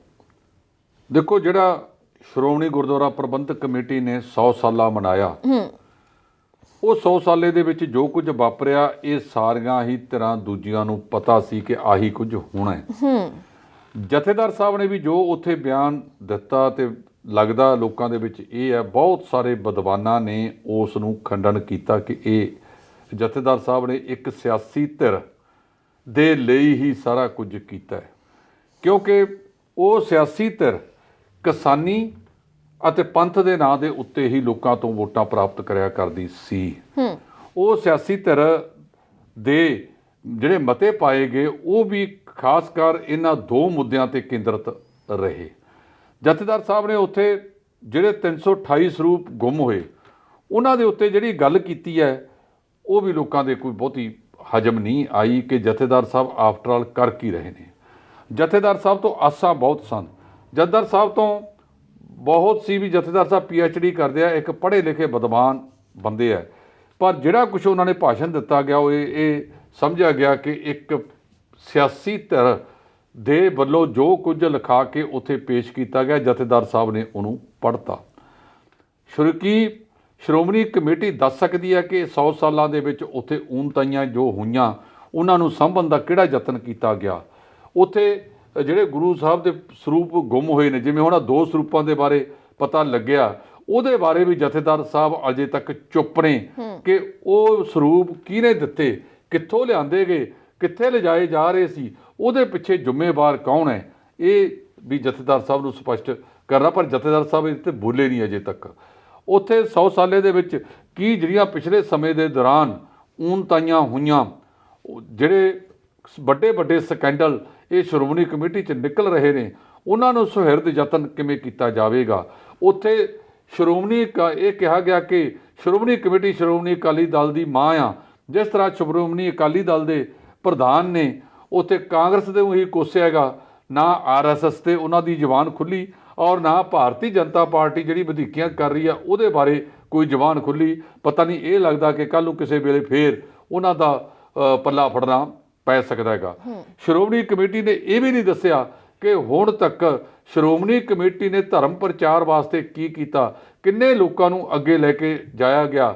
ਤੁਹਾਨੂੰ ਯਾਦ ਹੋਣਾ ਕਿ ਇੱਕ ਨਿਰਮਲ ਸਿੰਘ ਨਿੰਮਾ ਨੇ, ਜਿਹੜੇ ਕਿ ਜਿੰਦਾ ਸੁੱਖਾ ਦੇ ਨਾਲ ਜੇਲ੍ਹ ਦੇ ਵਿੱਚ ਸਨ, ਉਹਨਾਂ ਨੇ ਆਪਦੀ ਇੰਟਰਵਿਊ ਦੇ ਵਿੱਚ ਇੱਕ ਚੈਨਲ ਦੇ ਉੱਤੇ ਕਿਹਾ ਕਿ ਇੱਕ ਜਥੇਦਾਰ ਨੇ ਉਹਨਾਂ ਨੂੰ ਕੋਈ ਸਿੱਖ ਵਕੀਲ ਦੇਣ ਤੋਂ ਵੀ ਇਨਕਾਰ ਕਰ ਦਿੱਤਾ ਕਿ ਸਾਡੇ ਕੋਲੇ ਪੈਸਾ ਨਹੀਂ ਹੈਗਾ, ਸਾਡੇ ਕੋਲੇ ਹੋਟਲਾਂ 'ਚ ਠਹਿਰਾਉਣ ਦਾ ਪੈਸਾ ਨਹੀਂ, ਸਾਡੇ ਕੋਲੇ ਉਹਨਾਂ ਦੀਆਂ ਫੀਸਾਂ ਦੇਣ ਦਾ ਪੈਸਾ ਨਹੀਂ। ਅਤੇ ਜੋ ਜਥੇਦਾਰ ਸਾਹਿਬ ਨੂੰ ਪੁੱਛਣ ਵਾਲਾ ਹੋਵੇ ਕਿ ਤੁਹਾਡੇ ਕੋਲੇ 92 ਲੱਖ ਰੁਪਈਆ ਇੱਕ ਸੌਦੇ ਸਾਧ ਨੂੰ ਦਿੱਤਾ ਗਿਆ ਹੁਕਮਨਾਮਾ ਲਾਗੂ ਕਰਾਉਣ ਬਾਰੇ ਤਾਂ ਹੋ ਸਕਦਾ ਹੈ 13 ਕਰੋੜ ਦੇ ਟੈਂਟ ਲੱਗ ਸਕਦੇ ਨੇ, ਹੋਰ ਕਿੰਨੇ ਖਰਚੇ ਤੁਸੀਂ ਕਰ ਸਕਦੇ ਹੋ, ਪਰ ਇੱਕ ਜਿਹੜੇ ਨੌਜਵਾਨਾਂ ਨੇ ਸੰਘਰਸ਼ ਦੀ ਲੜਾਈ ਲੜੀ ਉਹਨਾਂ ਦਾ ਕੇਸ ਲੜਨ ਵਾਸਤੇ ਤੁਹਾਡੇ ਕੋਲੇ ਪੈਸਾ ਨਹੀਂ। ਇਹ ਕਿੱਦਾਂ ਦੀਆਂ ਗੱਲਾਂ ਨੇ?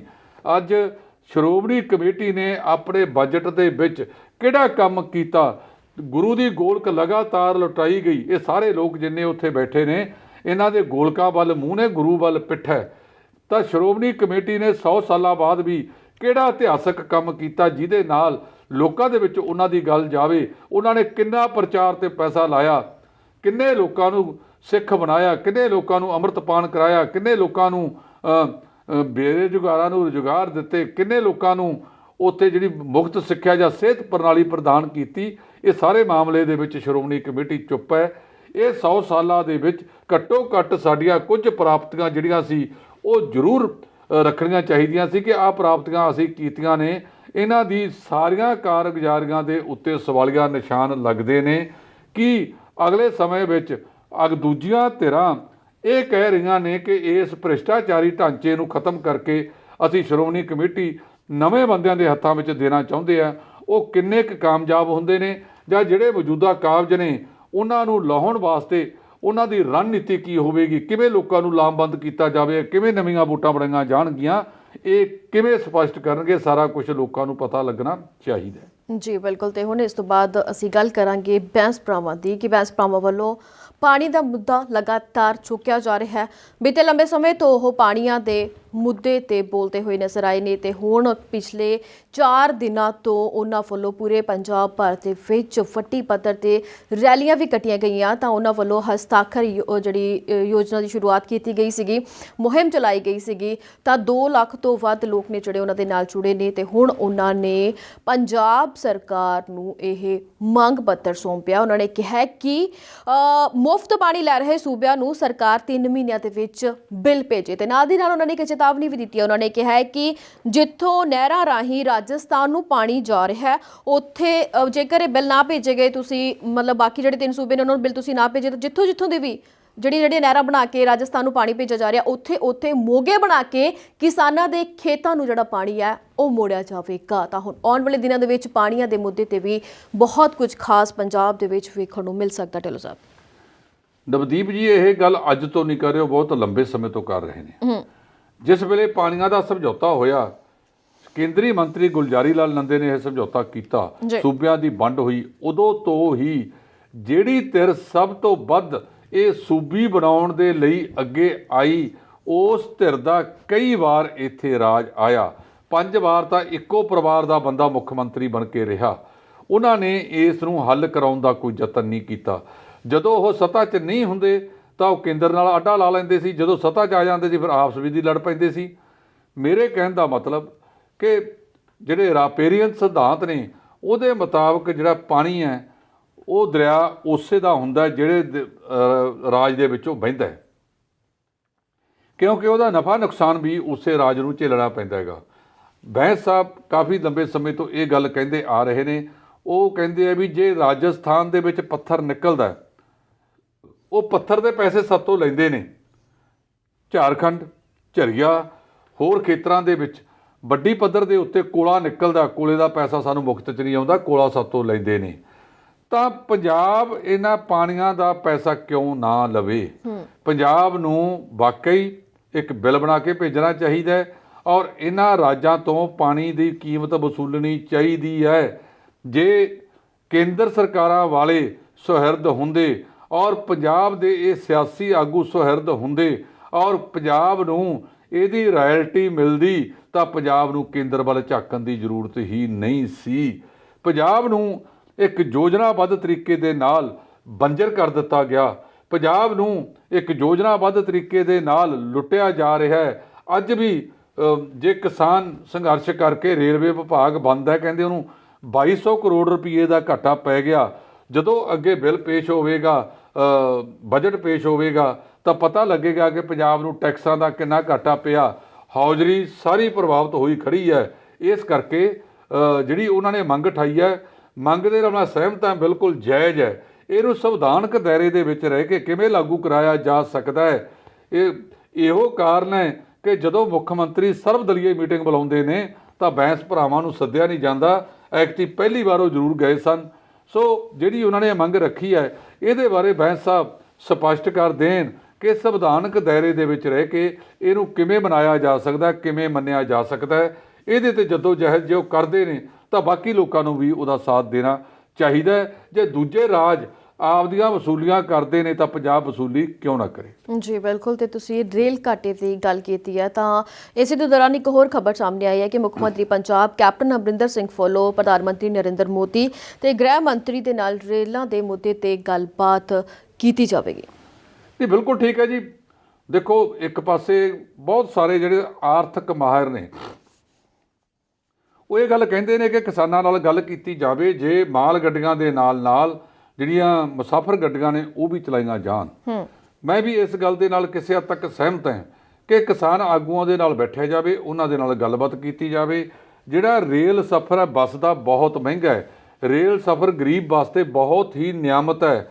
ਜੇ ਤੁਸੀਂ ਪਟਿਆਲੇ ਤੋਂ ਬਠਿੰਡੇ ਦੀ ਗੱਲ ਕਰੋ ਤਾਂ 5 ਬੰਦੇ ਰੇਲ ਰਾਹੀਂ ਜਾ ਸਕਦੇ ਆ। ਇੱਕ ਮੁਸਾਫਰ ਬੱਸ ਦੇ ਸਧਾਰਨ ਕਿਰਾਏ ਵਿੱਚ ਬਠਿੰਡੇ ਪਹੁੰਚ ਸਕਦਾ ਹੈ। ਇਹਦਾ ਕੋਈ ਨਾ ਕੋਈ ਹੱਲ ਕੱਢਣਾ ਚਾਹੀਦਾ। ਕਿਸਾਨ ਜਥੇਬੰਦੀਆਂ ਦੇ ਨਾਲ ਅੱਜ ਜਦੋਂ ਮੁੱਖ ਮੰਤਰੀ ਕੈਪਟਨ ਅਮਰਿੰਦਰ ਸਿੰਘ ਗੱਲ ਕਰ ਰਹੇ ਹੋਣਗੇ ਤਾਂ ਮੈਂ ਸਮਝਦਾ ਕਿ ਉਹ ਇਸ ਮਾਮਲੇ ਦੇ ਵਿੱਚ ਇਹ ਵੀ ਲਿਆਉਣਗੇ ਕਿ ਇਹ ਰੇਲਾਂ ਵਾਲਾ ਮਾਮਲਾ ਜਿਹੜਾ ਹੈਗਾ ਉਹ ਕਿਵੇਂ ਕੇਂਦਰ ਦੇ ਨਾਲ ਨਿਬੇੜਨਾ ਹੈ।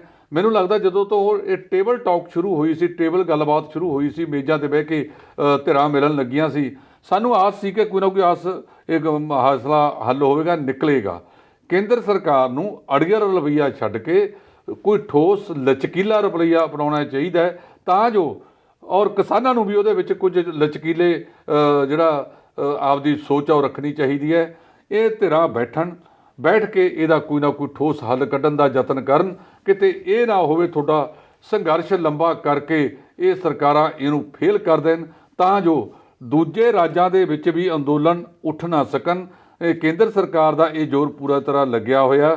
ਸਾਨੂੰ ਟਕਰਾਅ ਤੋਂ ਬਚਣਾ ਚਾਹੀਦਾ ਹੈ। ਟਕਰਾਅ ਛੱਡ ਕੇ ਗੱਲਬਾਤ ਦਾ ਰਵੱਈਆ ਅਪਣਾ ਕੇ ਇਹਦੇ ਵਿੱਚ ਕੋਈ ਨਾ ਕੋਈ ਸਰਲ ਸਮਝੌਤਾ ਕਰਨ ਦੀ ਲੋੜ ਹੈ, ਜਿਹਨੂੰ ਸਾਰੇ ਪੱਖਿਆਂ ਤੋਂ ਵਿਚਾਰਿਆ ਜਾਣਾ ਚਾਹੀਦਾ। ਜੀ ਪਰ ਢਿੱਲੋਂ ਸਾਹਿਬ 18 ਤਰੀਕ ਨੂੰ ਜਦੋਂ ਪੰਜਾਬ ਦੀਆਂ ਸਾਰੀਆਂ ਕਿਸਾਨ ਜਥੇਬੰਦੀਆਂ ਦੀ ਚੰਡੀਗੜ੍ਹ ਦੇ ਵਿੱਚ ਮੀਟਿੰਗ ਸੀ ਤਾਂ ਮੀਟਿੰਗ ਤੋਂ ਬਾਅਦ ਜਦੋਂ ਉਹਨਾਂ ਵੱਲੋਂ ਪ੍ਰੈਸ ਕਾਨਫਰੰਸ ਕੀਤੀ ਗਈ ਤਾਂ ਉਸ ਦੇ ਦੌਰਾਨ ਇਹ ਗੱਲ ਕਹੀ ਗਈ ਸੀ ਕਿ ਕੇਂਦਰ ਵੱਲੋਂ ਇਹ ਗੱਲ ਕਹੀ ਗਈ ਸੀ ਮੁੱਖ ਮੰਤਰੀ ਪੰਜਾਬ ਕੈਪਟਨ ਅਮਰਿੰਦਰ ਸਿੰਘ ਨੂੰ ਕਿ ਮਾਲ ਗੱਡੀਆਂ ਅਸੀਂ ਭੇਜਾਂਗੇ ਤਾਂ ਪਹਿਲਾਂ 24 ਘੰਟਿਆਂ ਦੇ ਦੌਰਾਨ ਸਾਰੇ ਟਰੈਕ ਖਾਲੀ ਕਰਵਾਓ। ਤਾਂ ਕਿਸਾਨਾਂ ਦਾ ਇਹ ਕਹਿਣਾ ਕਿ ਅਸੀਂ 24 ਘੰਟਿਆਂ ਦੇ ਦੌਰਾਨ ਸਾਰੇ ਟਰੈਕ ਖਾਲੀ ਕਰ ਦਿੱਤੇ ਸੀਗੇ, ਅਸੀਂ ਸਮਝੌਤਾ ਕੀਤਾ ਸੀ ਇਸ ਮਾਮਲੇ ਤੇ ਕਿ ਕਿਸੇ ਕਿਸਮ ਦਾ ਕੋਈ ਨੁਕਸਾਨ ਨਹੀਂ ਹੋਣਾ ਚਾਹੀਦਾ।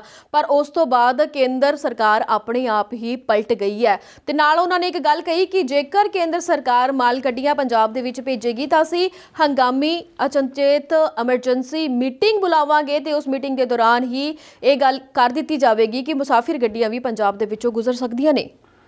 ਮੈਂ ਪਹਿਲੇ ਕਹਿ ਰਿਹਾ ਕਿ ਇਸ ਮਾਮਲੇ ਦੇ ਵਿੱਚ ਮੇਜ਼ ਤੇ ਬੈਠ ਕੇ ਗੱਲਬਾਤ ਰਾਹੀਂ ਇਹਨੂੰ ਸਿਰੇ ਲਾਉਣਾ ਚਾਹੀਦਾ ਹੈ ਔਰ ਕਿਸਾਨਾਂ ਨੇ ਸੰਘਰਸ਼ ਲੰਬਾ ਲੜਨਾ ਹੈ। ਲੰਬੇ ਸਮੇਂ ਤੱਕ ਨਾ ਤਾਂ ਰੇਲਾਂ ਰੋਕੀਆਂ ਜਾ ਸਕਦੀਆਂ ਨੇ ਕਿਉਂਕਿ ਪੰਜਾਬ ਦੀ ਆਰਥਿਕਤਾ ਦਾ ਸਵਾਲ ਹੈ, ਪੰਜਾਬ ਦੇ ਆਮ ਲੋਕਾਂ ਦੇ ਜਨ ਜੀਵਨ ਦਾ ਸਵਾਲ ਹੈ, ਪੰਜਾਬ ਦੇ ਉਹ ਲੋਕ ਵਪਾਰੀਆਂ ਦਾ ਸਵਾਲ ਹੈ ਜਿਨ੍ਹਾਂ ਦਾ ਮਾਲ ਤਿਆਰ ਹੋ ਕੇ ਇੱਥੇ ਪਿਆ ਹੈਗਾ ਉਹ ਜਾ ਨਹੀਂ ਰਿਹਾ ਹੈਗਾ। ਪੰਜਾਬ ਦੇ ਲੋਕਾਂ ਨੂੰ ਬਿਜਲੀ ਸੰਕਟ ਦਾ ਸਾਹਮਣਾ ਕਰਨਾ ਪੈ ਰਿਹਾ ਕਿਉਂਕਿ ਪੰਜਾਬ ਦੇ ਵਿੱਚ ਕੋਲਾ ਨਹੀਂ ਹੈਗਾ। ਪੰਜਾਬ ਦੇ ਲੋਕਾਂ ਨੂੰ ਇਹ ਵੀ ਦੇਖਣਾ ਪੈ ਰਿਹਾ ਹੈ ਕਿ ਕੋਲੇ ਕਰਕੇ ਬੰਦ ਨੇ ਔਰ ਯੂਰੀਆ ਖਾਦ ਬਣਦੇ ਰੂਪ ਵਿੱਚ ਨਹੀਂ ਪਹੁੰਚ ਰਿਹਾ ਜਿਹੜਾ ਕਿਸਾਨਾਂ ਨੂੰ ਹੀ ਚਾਹੀਦਾ। ਇਸ ਕਰਕੇ ਸਾਰੀਆਂ ਧਿਰਾਂ ਨੂੰ ਕੋਈ ਵਿਚਲਾ ਰਾਹ ਕੱਢ ਕੇ ਦੇਖੋ ਜਦੋਂ ਸਮਝੌਤੇ ਹੁੰਦੇ ਨੇ ਤਾਂ ਮੈਨਾ ਮਾਨੂ ਨਹੀਂ ਹੁੰਦਾ, ਉਦੋਂ ਕਿਸੇ ਨਾ ਕਿਸੇ ਗੱਲ ਤੇ ਆ ਕੇ ਸਮਝੌਤਾ ਕਰ ਲੈਣਾ ਚਾਹੀਦਾ ਹੈ। ਪਹਿਲਾਂ ਜਿੰਨੀਆਂ ਗੱਲਾਂ ਮੰਨੀਆਂ ਜਾਂਦੀਆਂ ਉਹਨੂੰ ਮਨਵਾ ਲਓ, ਉਸ ਤੋਂ ਬਾਅਦ ਤੁਸੀਂ ਆਪਦਾ ਸੰਘਰਸ਼ ਹੋਰ ਰੂਪ ਦੇ ਵਿੱਚ ਅੱਗੇ ਕਰ ਦਿੱਤਾ ਜਾਵੇ। ਨੁਕਸਾਨ ਪੰਜਾਬ ਦਾ ਹੀ ਹੋ ਰਿਹਾ ਹੈ। ਜੇ ਅੱਜ ਕਿਸਾਨ ਵੀ ਬੈਠੇ ਨੇ, ਕਿਸਾਨ ਦੇਖੋ ਕੋਈ ਇਸ ਕਰਕੇ ਤਾਂ ਨਹੀਂ ਬੈਠੇ, ਉਹਨਾਂ ਨੂੰ ਜੇ ਲੱਗਦਾ ਕਿ ਇਹ ਬਿੱਲ ਜਿਹੜੇ ਨੇ ਉਹਨਾਂ ਦੀ ਮੌਤ ਦੇ ਵਾਰੰਟ ਨੇ ਤਾਂ ਕੇਂਦਰ ਸਰਕਾਰ ਸੁੱਤੀ ਕਾਹਦੇ ਵਾਸਤੇ ਪਈ ਹੈ? ਬਿਲਕੁਲ ਕੇਂਦਰ ਦਾ ਮੰਤਰੀ ਸੁੱਤਾ ਕਾਹਦੇ ਵਾਸਤੇ ਪਿਆ ਹੈਗਾ ਉਹ ਦੱਸੇ। ਲੱਗਦਾ ਮੈਨੂੰ ਇਹ ਹੈ ਕਿ ਅੱਜ ਹੋ ਜੇ, ਕੱਲ੍ਹ ਹੋ ਜੇ, ਪਰਸੋਂ ਹੋ ਜੇ, 10 ਦਿਨਾਂ ਨੂੰ ਹੋ ਜੇ, ਆਫਟਰ ਆਲ ਇਹਦੇ ਵਿੱਚ ਕੋਈ ਨਾ ਕੋਈ ਬਦਲਾਅ ਹੋਏਗਾ। ਵਾਪਸ ਕੇਂਦਰ ਨੇ ਇਹ ਕਾਨੂੰਨ ਕਿਸੇ ਕੀਮਤ ਤੇ ਨਹੀਂ ਲੈਣੇ ਜੋ ਅਸਾਰ ਬਣਦੇ ਨਜ਼ਰ ਆ ਰਹੇ ਨੇ। ਇਹਨਾਂ ਵਿੱਚ ਕੁਝ ਤਰਮੀਮਾਂ ਹੋ ਜਾਣਗੀਆਂ ਜੋ ਸ਼ਾਇਦ ਕਿਸਾਨ ਜਥੇਬੰਦੀਆਂ ਨੂੰ ਪ੍ਰਵਾਨ ਹੋਣ। ਜੀ, ਤੇ ਇੱਕ ਆਪਾਂ ਦਰਸ਼ਕਾਂ ਨੂੰ ਹੋਰ ਗੱਲ ਵੀ ਦੱਸ ਦਈਏ ਕਿ ਕਿਸਾਨਾਂ ਦੇ ਮਾਮਲੇ ਤੇ ਗੱਲਬਾਤ ਚੱਲ ਰਹੀ ਹੈ, ਤਾਂ ਇਸੇ ਦੇ ਦੌਰਾਨ ਇਹ ਵੀ ਦੱਸਣਾ ਬਣਦਾ ਹੈ ਕਿ ਪਿੱਛੇ ਜੇ ਕੇਂਦਰ ਸਰਕਾਰ ਵੱਲੋਂ ਇੱਕ ਹੋਰ ਆਰਡੀਨੈਂਸ ਪਾਸ ਕੀਤਾ ਗਿਆ ਸੀ, ਜਿਸ ਦੇ ਵਿੱਚ ਇਹ ਗੱਲ ਕਹੀ ਗਈ ਸੀ ਕਿ ਜੇਕਰ ਕੋਈ ਪਰਾਲੀ ਨੂੰ ਅੱਗ ਲਾਏਗਾ, ਪਰਾਲੀ ਨੂੰ ਸਾੜੇਗਾ, ਤਾਂ ਉਹਨਾਂ ਨੂੰ 1 ਕਰੋੜ ਰੁਪਏ ਦਾ ਜੁਰਮਾਨਾ ਭਰਨਾ ਪਏਗਾ ਤੇ ਨਾਲ ਦੀ ਨਾਲ 5 ਸਾਲ ਦੀ ਕੈਦ ਦੀ ਸਜ਼ਾ ਹੋਏਗੀ, ਜਿਸ ਦੇ ਖਿਲਾਫ ਵੀ ਜਿਹੜੇ ਕਿਸਾਨ ਨੇ ਉਹ ਲੜ ਰਹੇ ਨੇ, ਕਿਉਂਕਿ ਉਹ ਕਹਿ ਰਹੇ ਨੇ ਕਿ ਸਾਨੂੰ ਇਸ ਦਾ ਹੱਲ ਤਾਂ ਪਹਿਲਾਂ ਸਰਕਾਰ ਦੇਵੇ ਕਿ ਆਰਡੀਨੈਂਸ ਜਾਰੀ ਕਰਨ ਦੇ ਲਈ ਤਾਂ ਉਹ ਮਿੰਟ ਲਾਉਂਦੀ ਆ, ਪਰ ਇਹਦਾ ਹੱਲ ਨਹੀਂ ਦੱਸਦੀ ਕਿ ਆਖਿਰਕਾਰ ਕਿਸਾਨ ਇਹਦਾ ਹੱਲ ਕੀ ਲੱਭਣ। ਕਿ ਕੇਂਦਰ ਨੇ ਕੋਈ ਹੱਲ ਨਹੀਂ ਦੱਸਿਆ, ਪੰਜਾਬ ਸਰਕਾਰ ਵੱਲੋਂ ਵੀ ਕੋਈ ਖਾਸ ਉਪਰਾਲੇ ਨਹੀਂ ਕੀਤੇ ਜਾ ਰਹੇ, ਪਰ ਹਰਿਆਣਾ ਇਸ ਦੇ ਵਿੱਚ ਬਾਜ਼ੀ ਜ਼ਰੂਰ ਮਾਰ ਗਿਆ, ਕਿਉਂਕਿ ਹਰਿਆਣਾ ਸਰਕਾਰ ਦਾ ਵੱਡਾ ਫੈਸਲਾ ਸਾਹਮਣੇ ਆਇਆ ਹੈ। ਉਹਨਾਂ ਨੇ ਕਿਹਾ ਹੈ ਕਿ 120 ਰੁਪਏ ਪ੍ਰਤੀ ਕੁਇੰਟਲ ਦੇ ਨਾਲ ਕਿਸਾਨਾਂ ਦੀ ਪਰਾਲੀ ਖਰੀਦੀ ਜਾਵੇਗੀ। ਢਿੱਲੋਂ ਸਾਹਿਬ, ਇਹ ਮੈਂ ਸਮਝਦਾ ਕਿ ਜਿਹੜਾ ਹਰਿਆਣਾ ਸਰਕਾਰ ਨੇ ਫੈਸਲਾ ਕੀਤਾ ਬਹੁਤ ਹੀ ਸ਼ਲਾਘਾਯੋਗ ਹੈ। ਉਹਨਾਂ ਨੇ 120 ਰੁਪਏ ਪ੍ਰਤੀ ਕੁਇੰਟਲ ਦੇ ਹਿਸਾਬ ਨਾਲ ਪਰਾਲੀ ਖਰੀਦਣ ਦਾ ਕਿਹਾ ਹੈ। ਜੇ 120 ਰੁਪਏ ਦੇ ਹਿਸਾਬ ਨਾਲ ਉਹ ਪਰਾਲੀ ਖਰੀਦਣਗੇ, ਚਲੋ ਕੁਝ ਨਾ ਕੁਝ ਕਿਸਾਨਾਂ ਦੇ ਪੱਲੇ ਪਏਗਾ ਮਾੜਾ ਮੋਟਾ। ਜੇ ਮਤਲਬ ਇਹ ਸਮਝਦੇ ਹਾਂ ਆਪਾਂ ਕਿ ਕੁਝ ਨਾ ਕੁਝ ਕਿਸਾਨਾਂ ਨੂੰ 2-2.5 ਹਜ਼ਾਰ ਪ੍ਰਤੀ ਏਕੜ ਇਹਦੇ ਚੋਂ ਪ੍ਰਾਪਤ ਹੋ ਸਕਦਾ ਹੈ, ਔਰ ਉਹਦੇ ਨਾਲ ਉਹ ਕਿਸਾਨ ਜਿਹੜਾ ਪਰਾਲੀ ਸਾਂਭਣ ਦਾ ਯਤਨ ਕਰੇ। ਮੈਂ ਇਹ ਸਮਝਦਾ ਕਿ 2021 'ਚ ਜੇ ਪਰਾਲੀ ਸਾੜਨ ਨੂੰ ਰੋਕਣਾ ਹੈ ਤਾਂ ਸਰਕਾਰਾਂ ਨੇ ਜਿਹੜੀਆਂ ਫਾਈਲਾਂ ਹੁਣ ਠੰਡੇ ਬਸਤਿਆਂ ਦੇ ਵਿੱਚ ਪਾਤੀਆਂ, ਪਰਾਲੀ ਸੜ ਹਟੀ, ਹੁਣ ਅਗਲੇ ਅਕਤੂਬਰ ਤੱਕ ਇਹ ਫਾਈਲਾਂ ਠੰਡੇ ਜਿਹੜੀਆਂ ਫਾਈਲਾਂ ਦੇ ਵਿੱਚ ਦੱਬੀਆਂ ਰਹਿਣਗੀਆਂ। ਉਸ ਤੋਂ ਬਾਅਦ ਜਾ ਕੇ ਫਿਰ ਅਕਤੂਬਰ ਦੇ ਵਿੱਚ ਬਾਹਰ ਨਿਕਲ ਆਉਣਗੀਆਂ। ਸੋ ਜੇ 2021 ਦੇ ਵਿੱਚ ਤੁਸੀਂ ਇਹਨੂੰ ਖਤਮ ਕਰਨਾ ਹੈ ਤਾਂ ਅੱਜ ਜਿਵੇਂ ਹਰਿਆਣਾ ਨੇ ਕੀਤਾ, ਭਾਵੇਂ ਕਿਸਾਨਾਂ ਨੇ ਕਹਿਣਾ 120 ਸਾਨੂੰ ਬਹੁਤ ਥੋੜਾ ਹੈ, ਪਰ ਮੈਂ ਇਹ ਸਮਝਦਾ ਕਿ ਜਾਂਦੇ ਚੋਰ ਦੀ ਪੱਗ ਸਹੀ, ਕੋਈ ਇਹਦਾ ਨਿਬੇੜਨ ਵਾਲਾ ਯਤਨ ਕਰਨ ਵਾਲੇ ਪਾਸੇ ਤਾਂ ਤੁਰੇ ਨੇ। ਆਉਣ ਵਾਲੇ ਦਿਨਾਂ ਦੇ ਵਿੱਚ ਇਹਦੇ ਵਿੱਚ ਬਦਲਾਅ ਹੋ ਸਕਦਾ ਤੇ ਇਹ ਹੋਰ ਰੂਪ ਦੇ ਵਿੱਚ ਜਾ ਸਕਦਾ ਹੈ। ਅਸੀਂ ਸਮਝਦੇ ਹਾਂ ਕਿ ਪਰਾਲੀ ਦਾ ਪ੍ਰਬੰਧ ਕਰਨਾ ਪੈਣਾ ਹੈ। ਜੇ ਕਿਸਾਨ ਇਸ ਗੱਲ ਤੇ ਅੜੇ ਰਹਿਣਗੇ ਕਿ ਅਸੀਂ ਨਹੀਂ ਕਰਨਾ, ਮੈਂ ਤੁਹਾਨੂੰ ਦਾਅਵੇ ਨਾਲ ਕਹਿਣਾ ਹੈ ਕਿ ਜੇ ਤੁਸੀਂ ਇਸ ਗੱਲ ਤੇ ਅੜੇ ਰਹੇ ਤਾਂ ਕਿਸੇ ਸਟੇਜ ਤੇ ਜਾ ਕੇ ਤੁਹਾਡੀ ਮੁਫਤ ਬਿਜਲੀ ਵਾਲੀ ਸਹੂਲਤ ਤੇ ਕਾਟਾ ਵੱਜ ਸਕਦਾ ਹੈ। ਔਰ ਬਿਜਲੀ ਐਕਟ 2020 ਦੇ ਵਿੱਚ ਸਪਸ਼ਟ ਰੂਪ ਦੇ ਵਿੱਚ ਇਹ ਸਾਰਾ ਕੁਝ ਨਜ਼ਰ ਆਉਂਦਾ ਪਿਆ ਕਿ ਸਰਕਾਰਾਂ ਇਸ ਪਾਸੇ ਵੱਲ ਤੁਰਨਗੀਆਂ। ਅੱਜ ਜੇ ਇਹ ਹਰਿਆਣੇ ਨੇ ਕੀਤਾ, ਇੱਥੇ ਪਿਛਲੀ ਵਾਰੀ ਸਾਡੀ ਸਰਕਾਰ ਨੇ ਵੀ ਐਲਾਨ ਕੀਤਾ ਸੀ ਦੇਰ ਜੇ 'ਚ ਆ ਕੇ, ਉਹ ਵੀ ਪੂਰਾ ਨਹੀਂ ਦਿੱਤਾ। ਪਰ ਜੇ ਐਲਾਨ ਕੀਤਾ ਕਿ ਹਰਿਆਣਾ ਸਰਕਾਰ ਨੇ, ਔਰ ਹਰਿਆਣਾ ਸਰਕਾਰ 2021 ਦੇ ਵਿੱਚ ਇੱਕ ਲੀਡਿੰਗ ਸੂਬਾ ਬਣੇ ਕਿ ਸਾਡੇ ਕਿਸੇ ਨੇ ਅੱਗ ਨਹੀਂ ਲਾਈ, ਤਾਂ ਦੂਜਿਆਂ ਨੂੰ ਵੀ ਉਸ ਨੂੰ ਅਪਣਾਉਣਾ ਚਾਹੀਦਾ ਹੈ। ਇੱਕ ਜਿਹੜਾ ਦਿੱਲੀ ਸਰਕਾਰ ਕਹਿ ਰਹੀ ਹੈ ਕਿ ਉਹ ਖੋਜ ਕੇਂਦਰ ਨੇ ਇੱਕ ਸਪਰੇਅ ਬਣਾਈ ਹੈ, ਉਹ ਖਾਦ ਬਣ ਕੇ ਵਿੱਚ ਮਿਲ ਜਾਂਦੀ ਹੈ, ਉਹਦੇ 'ਤੇ ਵੀ ਪੰਜਾਬ ਦੇ ਖੇਤੀ ਵਿਭਾਗ ਨੂੰ ਜਾ ਕੇ ਜਾਇਜ਼ਾ ਲੈਣਾ ਚਾਹੀਦਾ ਹੈ, ਉਹਦੀ ਖੋਜ ਦੇਖਣਾ ਚਾਹੀਦਾ ਕਿ ਕਿੰਨਾ ਕੁ ਸਹੀ ਹੈ, ਕਿੰਨਾ ਕੁ ਗਲਤ ਹੈ, ਤਾਂ ਅਸੀਂ ਆਉਣ ਵਾਲੇ ਸਮੇਂ ਦੇ ਵਿੱਚ ਇਸ ਪਰਾਲੀ ਤੋਂ ਨਿਜਾਤ ਪਾ ਸਕਾਂਗੇ। ਨਹੀਂ ਤਾਂ ਅਸੀਂ ਆਪਣੇ ਆਉਣ ਵਾਲੇ ਬੱਚਿਆਂ ਨੂੰ ਜ਼ਹਿਰੀਲਾ ਵਾਤਾਵਰਨ ਦੇ ਕੇ ਜਾ ਰਹੇ ਹਾਂ, ਜੋ ਸਾਡੇ ਲਈ ਵੀ ਮਾਰੂ ਘਾਤਕ ਹੈ ਤੇ ਆਉਣ ਵਾਲੀ ਪੀੜ੍ਹੀ ਲਈ ਵੀ ਮਾਰੂ ਘਾਤਕ ਸਾਬਤ ਹੋਵੇਗਾ। ਜੀ ਬਿਲਕੁਲ, ਤੇ ਇਸੇ ਲਈ ਹੀ ਸਾਰੇ ਕਹਿੰਦੇ ਨੇ ਕਿ ਆਉਣ ਵਾਲੀਆਂ ਨਸਲਾਂ ਦਾ ਹੀ ਸਭ ਨੂੰ ਅੱਜ ਤੋਂ ਹੀ ਫਿਕਰ ਹੋਣਾ ਸ਼ੁਰੂ ਹੋ ਗਿਆ ਕਿ ਹਵਾ ਦੂਸ਼ਿਤ ਹੋ ਰਹੀ ਹੈ, ਪਾਣੀ ਦੂਸ਼ਿਤ ਹੋ ਰਿਹਾ, ਹਰ ਖਾਣ ਪੀਣ ਵਾਲੀ ਚੀਜ਼ ਦੂਸ਼ਿਤ ਹੋ ਰਹੀ ਹੈ, ਕਿ ਆਉਣ ਵਾਲੀਆਂ ਪੀੜ੍ਹੀਆਂ ਦਾ ਆਖਿਰਕਾਰ ਬਣੇਗਾ ਤਾਂ ਕੀ ਬਣੇਗਾ। ਸ਼ਾਇਦ ਇਹੀ ਕਾਰਨ ਹੈ ਕਿ ਇੱਥੋਂ ਛੱਡ ਕੇ ਲੋਕ, ਪੰਜਾਬ ਨੂੰ ਛੱਡ ਕੇ, ਭਾਰਤ ਨੂੰ ਛੱਡ ਕੇ ਲੋਕ ਵਿਦੇਸ਼ਾਂ ਵੱਲ ਰੁਖ ਕਰਨਾ ਉਹਨਾਂ ਨੇ ਸ਼ੁਰੂ ਕਰ ਦਿੱਤਾ। ਖੈਰ, ਪੰਜਾਬ ਦੇ ਵਿੱਚ ਸਮੱਸਿਆਵਾਂ ਲਗਾਤਾਰ ਜਾਰੀ ਨੇ ਤੇ ਹੁਣ ਅਸੀਂ ਗੱਲ ਕਰਾਂਗੇ ਪੰਜਾਬੀ ਯੂਨੀਵਰਸਿਟੀ ਪਟਿਆਲਾ ਦੀ, ਕਿਉਂਕਿ ਪੰਜਾਬੀ ਯੂਨੀਵਰਸਿਟੀ ਪਟਿਆਲਾ ਦੀ ਵਿੱਤੀ ਹਾਲਤ ਪਿਛਲੇ ਲੰਮੇ ਸਮੇਂ ਤੋਂ ਸਭ ਨੂੰ ਪਤਾ ਹੈ ਕਿ ਆਖਿਰਕਾਰ ਉਹ ਘਾਟੇ ਦੇ ਵਿੱਚ ਚੱਲ ਰਹੀ ਹੈ। ਤੇ ਹੁਣ ਜਿਹੜੀ ਇੱਕ ਹੋਰ ਖਬਰ ਹੈ ਸਾਹਮਣੇ ਆਈ ਹੈ ਕਿ ਉੱਥੋਂ ਦੇ ਵਾਈਸ ਚਾਂਸਲਰ BS ਘੁੰਮਣ ਵੱਲੋਂ ਅਸਤੀਫਾ ਦੇ ਦਿੱਤਾ ਗਿਆ, ਜਦਕਿ 2 ਮਹੀਨੇ ਪਹਿਲਾਂ ਉਹਨਾਂ ਦੇ ਕਾਰਜਕਾਲ ਦੇ ਵਿੱਚ 3 ਸਾਲ ਦਾ ਵਾਅਦਾ ਕੀਤਾ ਗਿਆ ਸੀ। ਦੱਸਿਆ ਜਾ ਰਿਹਾ ਹੈ ਕਿ ਕਿਸੇ ਨਿੱਜੀ ਕਾਰਨਾਂ ਦੇ ਕਾਰਨ ਇਹ ਅਸਤੀਫਾ ਦਿੱਤਾ ਗਿਆ ਹੈ, ਪਰ ਸਾਨੂੰ ਸਭ ਨੂੰ ਪਤਾ ਹੈ ਕਿ ਉਹਨਾਂ ਤੇ ਪ੍ਰੈਸ਼ਰ ਕਿਤੇ ਨਾ ਕਿਤੇ ਢਿੱਲੋਂ ਸਾਹਿਬ ਬਹੁਤ ਜ਼ਿਆਦਾ ਸੀਗਾ ਹਰ ਚੀਜ਼ ਨੂੰ ਲੈ ਕੇ, ਹੈ ਨਾ। ਤੇ ਖਾਸ ਕਰਕੇ ਵਿੱਤੀ ਘਾਟੇ ਨੂੰ ਲੈ ਕੇ ਵੀ ਕਹਿ ਦਈਏ ਕਿ ਪ੍ਰੋਫੈਸਰ ਵੀ ਜੋ ਤਨਖਾਹ ਨਹੀਂ ਆਉਂਦੀਆਂ ਸੀ ਉਹਨਾਂ ਨੂੰ ਕਹਿੰਦੇ ਸੀਗੇ, ਜਾਂ ਹੋਰ ਵੀ ਜਿਹੜੇ ਵੀ ਡਿਪਾਰਟਮੈਂਟ ਦੇ ਵਿੱਚ ਕੁਝ ਵੀ ਚੱਲ ਰਿਹਾ ਤਾਂ ਸਾਰਿਆਂ ਦਾ ਇਲਜ਼ਾਮ ਉਹਨਾਂ ਤੇ ਹੀ ਸਿੱਟਿਆ ਜਾਂਦਾ ਸੀ। ਧਰਨੇ ਨੇ ਜਿਹੜੇ VC ਆਫਿਸ ਦੇ ਬਾਹਰ ਹੀ ਲਾਏ ਜਾਂਦੇ ਸੀ। ਸ਼ਾਇਦ ਇਹਨਾਂ ਚੀਜ਼ਾਂ ਤੋਂ ਤੰਗ ਪਰੇਸ਼ਾਨ ਹੋ ਕੇ ਤਾਂ ਨਹੀਂ ਕਿਤੇ ਉਹਨਾਂ ਨੇ ਅਸਤੀਫਾ ਦੇ ਦਿੱਤਾ। ਨਹੀਂ, ਦੇਖੋ ਨਵਦੀਪ, ਇੱਕ ਤਾਂ ਇਸ ਗੱਲ ਦੇ ਵਿੱਚ ਕੋਈ ਉਹ ਨਹੀਂ ਕਿ ਰਾਜਸੀ ਦਖਲ ਅੰਦਾਜ਼ੀਆਂ ਇਹਨਾਂ ਵਿਦਿਅਕ ਅਦਾਰਿਆਂ ਦੇ ਵਿੱਚ ਲੋੜ ਤੋਂ ਵੱਧ ਹੋ ਗਈਆਂ। ਬਿਲਕੁਲ, ਨਿਯੁਕਤੀਆਂ ਵੀ ਰਾਜਸੀ ਜਿਹੜੀ ਤਿਕੜਮਬਾਜ਼ੀ ਦੇ ਨਾਲ ਹੀ ਕੀਤੀਆਂ ਜਾ ਰਹੀਆਂ ਨੇ। ਮਤਲਬ ਇੱਕ ਕੋਵਿਡ ਕਰਕੇ ਯੂਨੀਵਰਸਿਟੀਆਂ ਬੰਦ ਨੇ, ਫੀਸਾਂ ਆ ਨਹੀਂ ਰਹੀਆਂ, ਜਿਹਦੇ ਕਰਕੇ ਆਰਥਿਕ ਘਾਟਾ ਲਗਾਤਾਰ ਵੱਧਦਾ ਜਾ ਰਿਹਾ। ਦੂਜਾ, ਸਿਆਸੀ ਦਖਲਅੰਦਾਜ਼ੀ ਕਰਕੇ ਲੋਕ ਸਿਆਸੀ ਨਿਯੁਕਤੀਆਂ ਕਰਵਾ ਰਹੇ ਨੇ। ਬਹੁਤ ਸਾਰੇ ਥਾਵਾਂ ਦੇ ਉੱਤੇ ਜਿੱਥੇ ਇੱਕ ਇੱਕ ਵਿਦਿਆਰਥੀ ਆ, ਉੱਥੇ 5-5 ਅਧਿਆਪਕ ਚੁਣੇ ਹੋਏ ਨੇ। ਮਾਸਟਰ ਮੋਹਨ ਲਾਲ ਜਦੋਂ ਉਚੇਰੀ ਸਿੱਖਿਆ ਦੇ ਮੰਤਰੀ ਹੁੰਦੇ ਸੀ ਤਾਂ ਇਹਨਾਂ ਨੇ ਕਿਹਾ ਕਿ ਜਦੋਂ ਮੈਂ ਦੂਰ ਦੁਰਾਡੇ ਪਿੰਡਾਂ ਦੇ ਵਿੱਚ ਨਿਯੁਕਤੀਆਂ ਕਰਨ ਦਾ ਯਤਨ ਕਰਦਾ ਪ੍ਰੋਫੈਸਰਾਂ ਦਾ, ਅਧਿਆਪਕਾਂ ਦਾ, ਤਾਂ ਵੱਡੀ ਪੱਧਰ ਦੇ ਉੱਤੇ ਸਾਨੂੰ ਰਾਜਸੀ ਦਖਲਅੰਦਾਜ਼ੀ ਆਉਂਦੀ ਹੈ। ਮੋਹਾਲੀ ਦੇ 20 ਕਿਲੋਮੀਟਰ ਦੇ ਖੇਤਰ ਵਿੱਚ ਵੱਡੇ ਵੱਡੇ ਅਧਿਕਾਰੀਆਂ ਦੀਆਂ ਬੀਬੀਆਂ ਲੱਗੀਆਂ ਹੋਈਆਂ ਨੇ। ਉਹਨਾਂ ਨੇ ਉਦਾਹਰਨ ਦਿੱਤੀ ਕਿ ਇੱਕ ਸਬਜੈਕਟ ਦੇ ਵਿੱਚ ਸਿਰਫ ਤੇ ਸਿਰਫ ਇੱਕ ਬੱਚਾ ਇੱਕ ਕਾਲਜ ਦੇ ਵਿੱਚ, ਉਸ ਦੇ ਪ੍ਰੋਫੈਸਰ 8 ਨੇ। ਭਾਵ ਜੇ ਆਪਾਂ ਹਫਤੇ ਦੇ ਵਿੱਚ ਵੀ ਇੱਕ ਦਿਨ ਪੜ੍ਹਾਈਏ, ਉਹਨਾਂ ਨੂੰ 7ਵੇਂ ਦਿਨ ਛੁੱਟੀ ਹੁੰਦੀ ਹੈ, 2 ਪ੍ਰੋਫੈਸਰ ਫੇਰ ਬਚ ਜਾਂਦੇ ਨੇ। ਜਾਂ ਤਾਂ ਉਹਨਾਂ ਦੀ ਰੋਟੇਸ਼ਨ ਕਰੀਏ, ਕਹਿੰਦਾ ਉਹਨਾਂ ਨੂੰ ਮੈਂ ਬਦਲਣ ਦਾ ਯਤਨ ਕਰਦਾ, ਉਹ ਮੁੜ ਕੜਕੇ ਉੱਥੇ ਹੀ। ਭਾਵ ਸਰਕਾਰੀ ਖਜ਼ਾਨੇ ਦੇ ਉੱਤੇ ਜਿਹੜੇ ਇਹ ਵੱਡੀਆਂ ਵੱਡੀਆਂ ਚੋਰ ਮੂਰੀਆਂ, ਵੱਡੇ ਵੱਡੇ ਮਘੋਰੇ, ਵੱਡੀਆਂ ਵੱਡੀਆਂ ਜੋਕਾਂ ਲੱਗੀਆਂ ਹੋਈਆਂ ਨੇ, ਉਹਨਾਂ ਨੂੰ ਵਿਚਾਰਨ ਦਾ ਯਤਨ ਹੋਣਾ ਚਾਹੀਦਾ ਹੈ। ਉਹਨਾਂ ਨੂੰ ਕਿਵੇਂ ਰੋਕਣਾ, ਇਹਦੇ ਪਾਸੇ ਵੱਲ ਜਾਣਾ ਚਾਹੀਦਾ ਹੈ। ਪਰ ਰਾਜਸੀ ਤਿਕੜਮਬਾਜ਼ੀ ਦੇ ਵਿੱਚ ਜਿਵੇਂ ਸਰਕਾਰੀ ਖਜ਼ਾਨਿਆਂ ਦੀ ਲਗਾਤਾਰ ਲੁੱਟ ਹੋ ਰਹੀ ਹੈ, ਇਹ ਡਾਕਟਰ BS ਘੁੰਮਣ ਨੇ ਜਿਹੜਾ ਅਸਤੀਫਾ ਦਿੱਤਾ ਹੈਗਾ, ਹਾਲਾਂਕਿ ਕੁਝ ਸਮਾਂ ਪਹਿਲਾਂ ਉਹਨਾਂ ਨੂੰ ਮਤਲਬ ਇੱਥੇ ਉਹਨਾਂ ਦਾ ਸੇਵਾ ਕਾਲ ਵਧਾਇਆ ਗਿਆ ਸੀ। ਲੱਗਦਾ ਹੈ ਕਿ ਉਹਨਾਂ ਨੂੰ ਲੱਗਿਆ ਕਿ ਇਸ ਢਾਂਚੇ ਪ੍ਰਣਾਲੀ ਦੇ ਵਿੱਚ ਉਹ ਯੋਗ ਅਗਵਾਈ ਨਹੀਂ ਦੇ ਸਕਦੇ, ਇਸ ਕਰਕੇ ਇਹ ਉਹਨਾਂ ਨੇ ਅਸਤੀਫਾ ਦਿੱਤਾ। ਮੈਂ ਤਾਂ ਕਈ ਵਾਰੀ ਇਸ ਗੱਲ ਦੀ ਵੀ ਗੱਲ ਕਰਦਾ ਕਿ ਜਿਹੜੀਆਂ ਪੁਰਾਣੀ ਯੂਨੀਵਰਸਿਟੀਆਂ ਤੋਂ ਸਾਂਭੀਆਂ ਨਹੀਂ ਜਾ ਰਹੀਆਂ, ਜਦੋਂ ਜ਼ਿਲ੍ਹੇ ਬਣਾਏ ਸੀ ਮੈਂ ਉਸ ਗੱਲ ਦੀ ਵੀ ਨੁਕਤਾਚੀਨੀ ਕੀਤੀ ਸੀ ਕਿ ਜ਼ਿਲ੍ਹੇ ਐ ਨਾ ਬਣਾਓ ਜਿਵੇਂ ਫਾਜ਼ਿਲਕਾ ਜ਼ਿਲ੍ਹਾ ਬਣਾਇਆ ਗਿਆ, ਮੁਕਤਸਰ ਜ਼ਿਲ੍ਹਾ ਬਣਾਇਆ ਗਿਆ। ਚੰਗਾ ਇਹ ਹੁੰਦਾ ਫਾਜ਼ਿਲਕਾ ਤੇ ਮੁਕਤਸਰ ਦੋਨਾਂ ਨੂੰ ਛੱਡ ਕੇ ਮਲੋਟ ਨੂੰ ਜ਼ਿਲ੍ਹਾ ਬਣਾ ਦਿੱਤਾ ਜਾਂਦਾ ਤਾਂ ਮੈਂ ਸਮਝਦਾ ਕਿ ਉਹ ਸਭ ਤੋਂ ਵਧੀਆ ਤੇ ਜ਼ਿਲ੍ਹਾ ਹੋਣਾ ਸੀ, ਕਿਉਂਕਿ ਸਾਰੇ ਪਾਸਿਆਂ ਤੋਂ ਲੋਕਾਂ ਨੂੰ ਨੇੜਤਾ ਪੈਣਾ ਸੀ। ਇਹ ਜਿਹੜੀਆਂ ਯੂਨੀਵਰਸਿਟੀਆਂ ਖੁੱਲ੍ਹੀਆਂ ਜਾ ਰਹੀਆਂ, ਕਾਲਜ ਖੋਲ੍ਹੇ ਜਾ ਰਹੇ ਨੇ, ਅੱਗਾ ਦੌੜ ਪਿੱਛਾ ਚੌੜ, ਪਿਛਲੇ ਤੋਂ ਸਾਂਭੇ ਨਹੀਂ ਜਾਂਦੇ, ਨਵੇਂ ਤੁਸੀਂ ਬਣਾ ਰਹੇ ਹੋ, ਉਹਨਾਂ ਤੇ ਵਿੱਤੀ ਭਾਰ ਪੈਂਦੇ ਨੇ। ਇਹ ਜਿਹੜੀਆਂ ਰਾਜਸੀ ਲੋਕ, ਪਤਾ ਨਹੀਂ ਸੋਚ ਇਹਨਾਂ ਦੀ ਕਿਸ ਕਿਸਮ ਦੀ ਹੈ, ਕੀ ਕਰਦੇ ਨੇ ਕੀ ਨਹੀਂ ਕਰਦੇ, ਇਹ ਸਮਝ ਤੋਂ ਬਾਹਰ ਦੀ ਗੱਲ ਹੈ। ਪਰ ਸਾਡੇ ਰਾਜਸੀ ਲੋਕਾਂ ਨੂੰ ਕੁਝ ਨਾ ਕੁਝ ਸੋਚਣਾ ਚਾਹੀਦਾ ਹੈ। ਇਹ ਵਿਦਿਅਕ ਅਦਾਰੇ ਜਿਹੜੀ ਪੰਜਾਬੀ ਦੀ ਸਥਾਪਨਾ ਵਾਸਤੇ ਯੂਨੀਵਰਸਿਟੀ ਤਿਆਰ ਕੀਤੀ ਗਈ ਸੀ, ਕੀ ਇਹਨਾਂ ਸਰਕਾਰਾਂ ਨੇ ਇਸ ਪੰਜਾਬੀ ਮਾਂ ਬੋਲੀ ਦਾ ਕੋਈ ਮਾਣ ਰੱਖਿਆ? ਉਲਟਾ ਪੰਜਾਬੀ ਮਾਂ ਬੋਲੀ ਦੀ ਜੋ ਦੁਰਦਸ਼ਾ ਇਹਨਾਂ ਨੇ ਇਸ ਪੰਜਾਬੀ ਖਿੱਤੇ ਦੇ ਵਿੱਚ ਕੀਤੀ ਹੈ, ਜਿਹੜੇ ਆਪਣੇ ਪੂਤ ਕਪੂਤ ਬਣ ਕੇ ਰਹਿ ਗਏ ਨੇ, ਇਹਨਾਂ ਨੇ ਜੋ ਪੰਜਾਬੀ ਦਾ ਕੀਤਾ, ਵਿਦੇਸ਼ਾਂ ਦੇ ਲੋਕ ਪੰਜਾਬੀ ਅਪਣਾ ਰਹੇ ਨੇ ਤੇ ਸਾਡੇ ਲੋਕ ਜਿਹੜਾ ਪੰਜਾਬੀ ਦਾ ਬੇੜਾ ਗਰਕ ਕਰਨ ਤੇ ਤੁਲੇ ਹੋਏ ਨੇ, ਉਹਦੇ ਵਿੱਚ ਸਰਕਾਰਾਂ ਵੀ ਨੇ। ਤੁਹਾਨੂੰ ਯਾਦ ਹੋਊਗਾ ਕਿ ਐਤਕੀ 4ਥਾ ਸਾਲ ਸਰਕਾਰ ਦਾ, ਹੁਣ ਆ 5ਵਾਂ ਲੱਗ ਜਾਣਾ ਹੈਗਾ।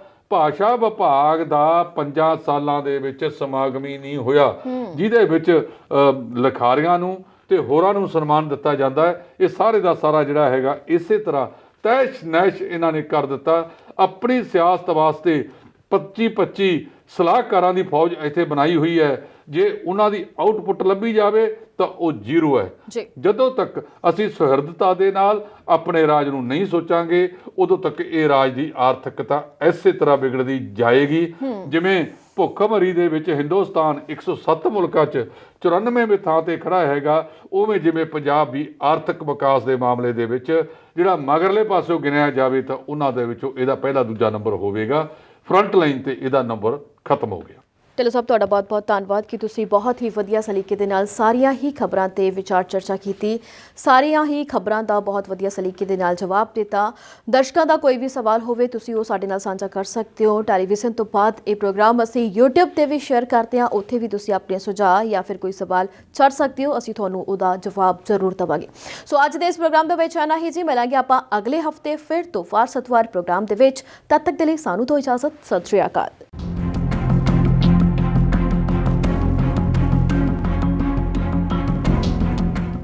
ਹੁਣ ਤੁਸੀਂ ਦੇਖ ਸਕਦੇ ਹੋ ਗਲੋਬਲ ਪੰਜਾਬ ਟੀਵੀ ਨੂੰ ਡਾਊਨਲੋਡ ਕਰੋ ਸਾਡੀ ਐਪ ਐਂਡਰੋਇਡ ਜਾਂ iOS ਤੇ ਫ੍ਰੀ ਵਿੱਚ, roku ਅਤੇ Amazon Fire TV ਤੇ ਜਾਂ Apple TV ਤੇ। ਨਾਲ ਹੀ ਦੇਖ ਸਕਦੇ ਹੋ ਲਾਈਵ ਸਟ੍ਰੀਮਿੰਗ www.globalpunjabtv.com ਤੇ।